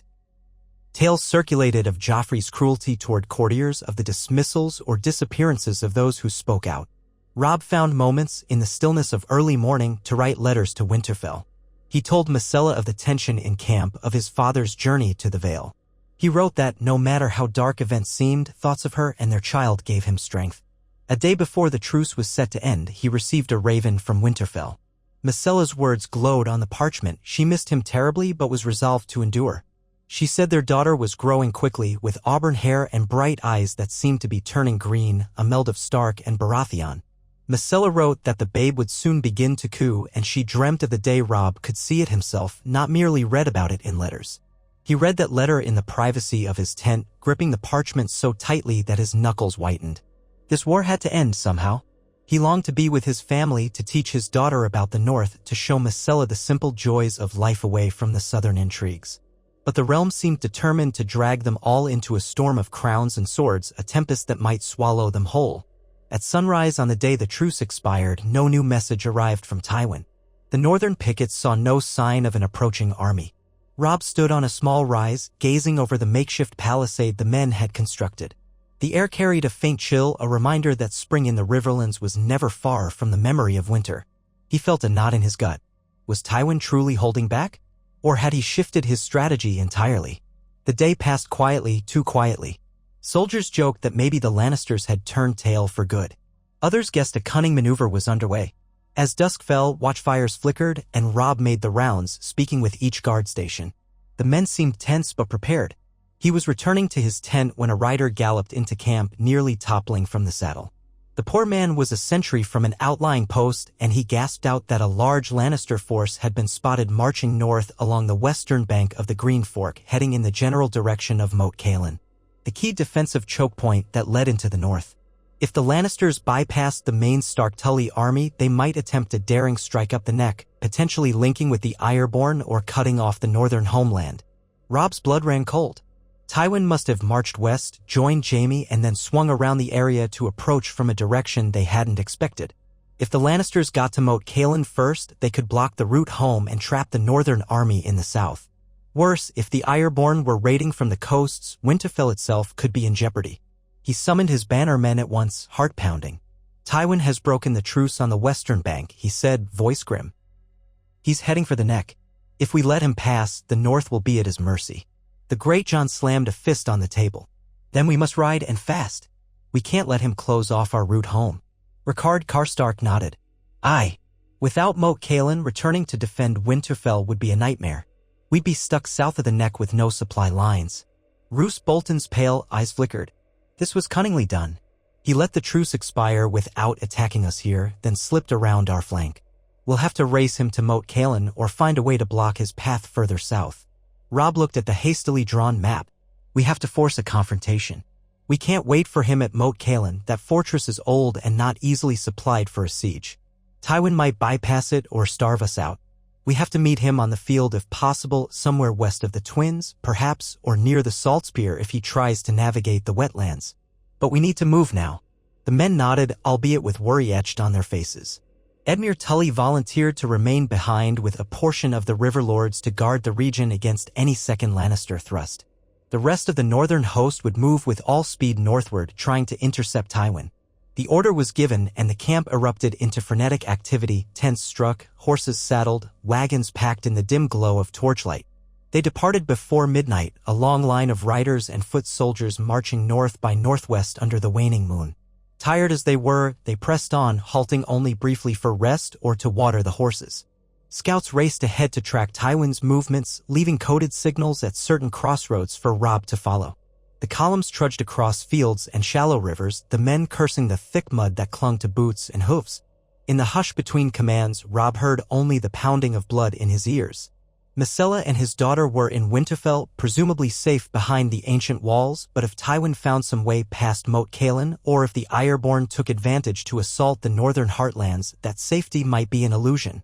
He'd never forgive himself if war reached Winterfell's gates. The pursuit became a race. Day by day, the northern host covered leagues of ground, spurred by the threat of losing the neck. Reports trickled in that Tywin was moving quickly, unencumbered by large siege engines. The Lannister host numbered in the thousands, though still diminished from their earlier defeats. They were formidable enough to threaten a less defended region. At last, after nearly a fortnight of relentless marching, the northern outriders reported that Tywin's vanguard was within striking distance near the Fever River, a small waterway that fed into the swamps leading toward the neck. Robb realized they had a slim chance to catch Tywin's rearguard if they pushed even harder. No sooner had he issued orders for a night march than a fresh complication emerged. A messenger arrived from the direction of the Twins, saying Walder Frey was blocking crossing rights, citing uncertainty as to who would ultimately prevail. The old man was up to his games again, apparently demanding fresh concessions for the use of his bridges. Faced with the looming prospect of a slow detour around the marshlands, Robb ground his teeth in frustration. We don't have time for Walder Frey's dithering. We either force the Twins or find another crossing.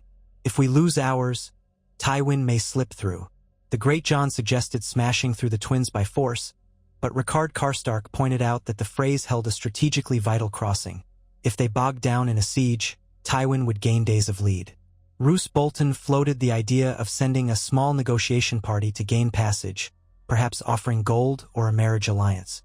Robb, remembering how Walder Frey had once offered to betroth his daughters to southern lords for advantage, felt a wave of distaste at the idea of being manipulated. But they had few good options. Ultimately, Robb decided to attempt negotiation first, using Edmure Tully's name and promising that if the war ended favorably, the Freys would gain certain boons in the Riverlands. They sent outriders ahead with the offer.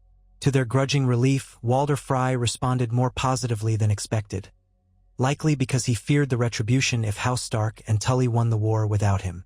He demanded that Robb's host pass quickly and pay a toll in silver, but he did not demand any new marriage pacts yet. So the northern army found itself funneled through the narrow crossing of the Twins at breakneck speed, wagons creaking over the wooden planks, men cursing in the jam.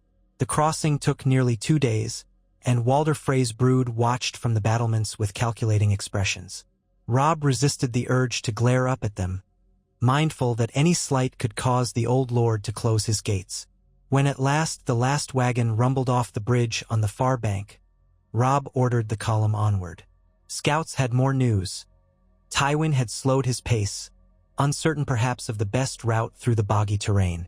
The Lannisters were not as accustomed to traveling through the neck, where roads became treacherous and waterlogged. A chance remained for the northern host to catch them before they could slip around Moat Cailin. One day's hard ride brought Robb and his vanguard to a stretch of low hills overlooking a wide expanse of marsh. There, against the horizon, they could see Lannister standards moving, a portion of Tywin's rearguard. Trumpets sounded, and northern cavalry fanned out, preparing to close the distance. That skirmish at the edge of the marsh was swift and brutal. The Lannister rearguard realized they were outnumbered and tried to retreat, but Robb's outriders harried them. About 100 Lannister soldiers were slain or captured. Under interrogation, some revealed that Tywin had split his forces. One segment aimed to circle north of Moat Cailin through a less-known path, while the main body intended to hold near the Fever River, perhaps to build rafts and bypass the fortress altogether. Realizing that time was desperately short, Robb called for immediate action.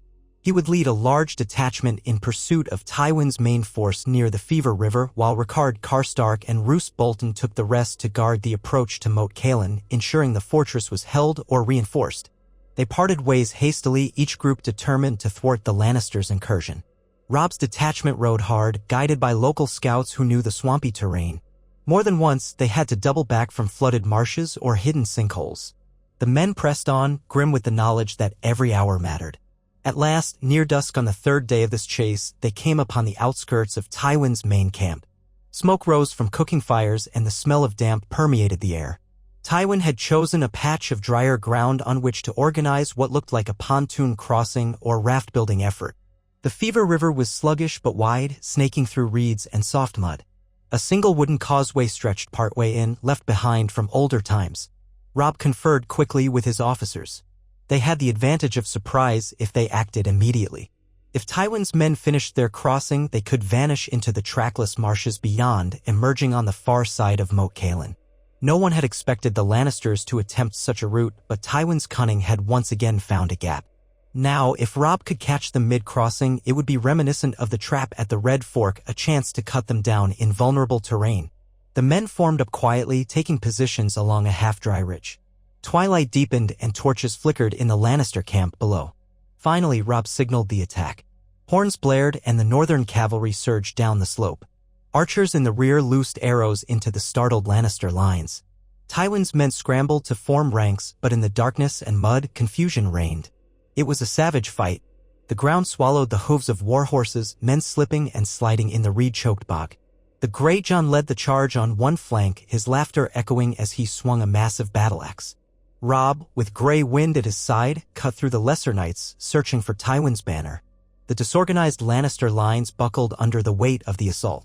Some tried to flee onto half-finished rafts, only to be swamped by the murky water.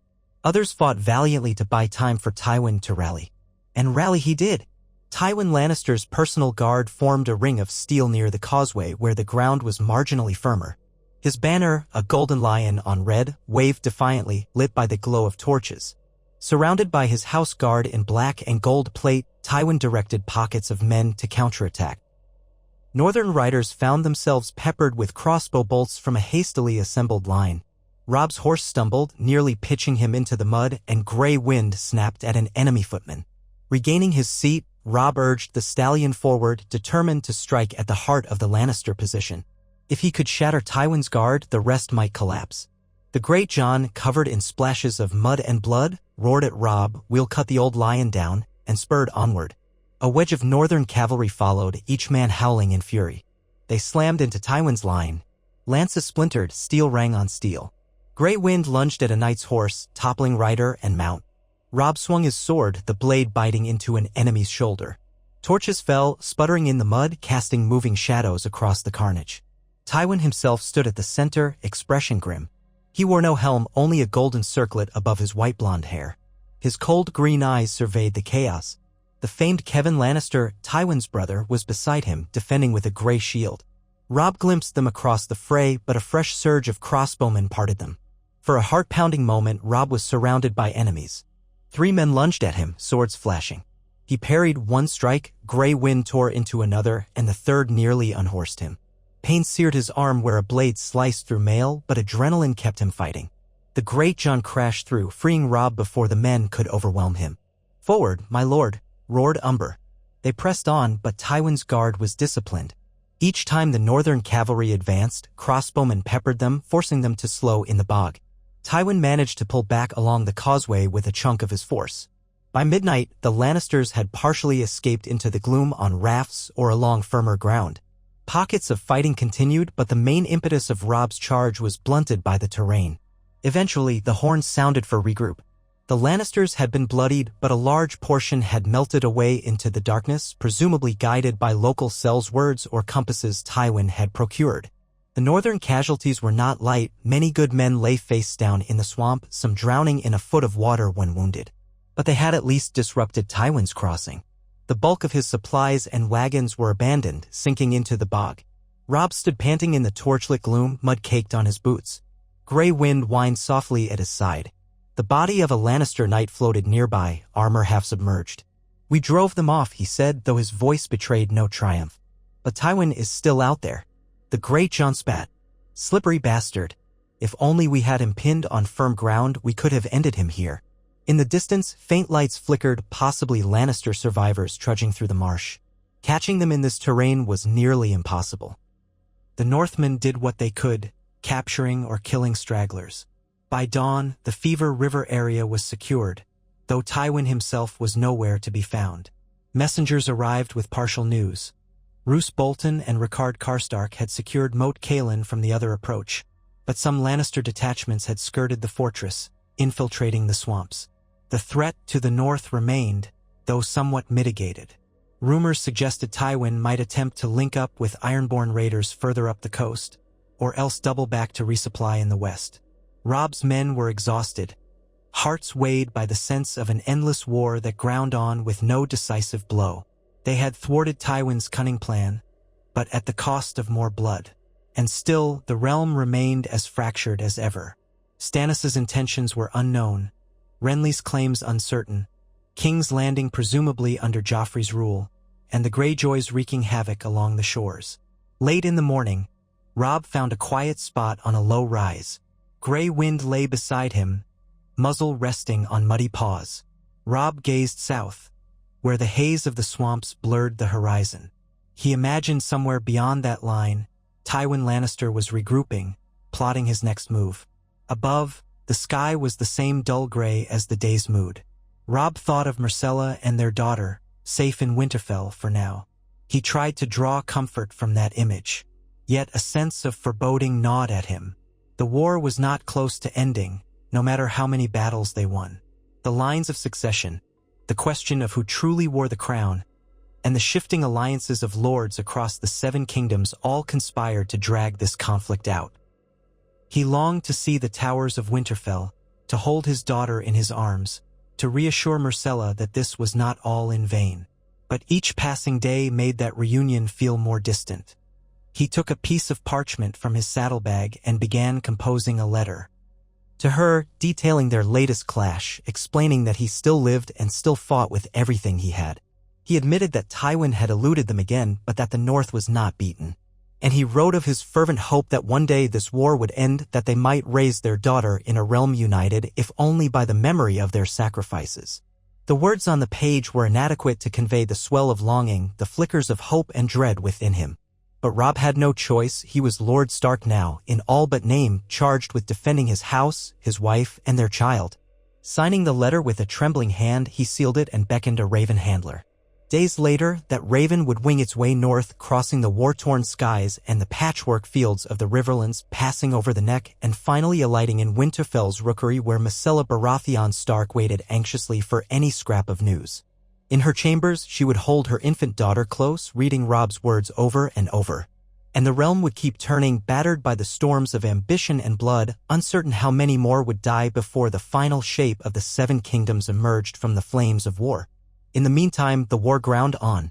And though no one could see the end, many began to whisper that all these scattered conflicts, the struggle of the North to protect its own, the challenge to Joffrey's legitimacy, the stirrings of Stannis and Renly Baratheon, the opportunism of the Iron Islands, were but the opening notes of a symphony of chaos.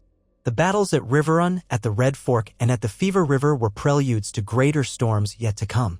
And so it was that Ned Stark's single choice, to bind House Stark to House Baratheon through the marriage of Robb and Myrcella, had reshaped the tapestry of the realm. It had lit the spark of conflict in unexpected ways, forging a new focal point for hope and fear alike, an infant girl in Winterfell cradling the blood of the wolf and the stag. Her fate, still unwritten, loomed over the land like a quiet promise or a sleeping dragon waiting for the hour to wake. Far away in King's Landing, Cersei Lannister stewed in her private chambers, hating the thought of her daughter lying beyond her grasp. Joffrey scowled upon his iron throne, lashing out at courtiers who dared question him.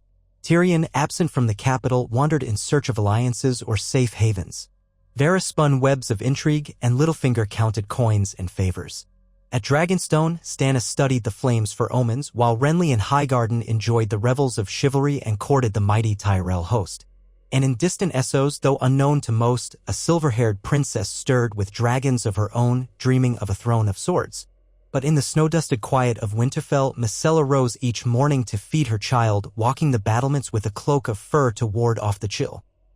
She listened to the distant howls of wolves, remembering how different this life was from her days in the Red Keep. Sometimes she wept, sometimes she held her composure. Each letter from Robb was a lifeline, each word an anchor in the swirling chaos beyond the castle walls. Though her mother had turned against her and her brother claimed a throne that might be built on a lie, she would stand firm as a Stark. Here, in the ancient seat of the North, she had found a hint of honor and true devotion amidst the maelstrom that was Westeros. And the old gods looked on in silence, their faces carved into the heart trees, as yet another generation fought and bled for dominion over the land. The wheel of ambition ground on, crushing lords, ladies, and small folk alike beneath its turning. Only time would tell if Robb Stark and Myrcella Baratheon Stark could carve a path that spared their loved ones, or if the realm's relentless tide of power struggles would sweep them under as it had so many before. For now, the war raged, and the dream of peace remained distant. Yet in that dream, somewhere between the crackle of a winter's hearth and the hopeful cry of a newborn, there lived the possibility that one marriage, one child, might bridge the chasm that had split the kingdom asunder. Whether that bridge would stand or collapse was known only to the gods, old and new. But mortals strove onward, clinging to the slender hope that, in the end, honor and love might still triumph in a land so often ruled by deceit and steel.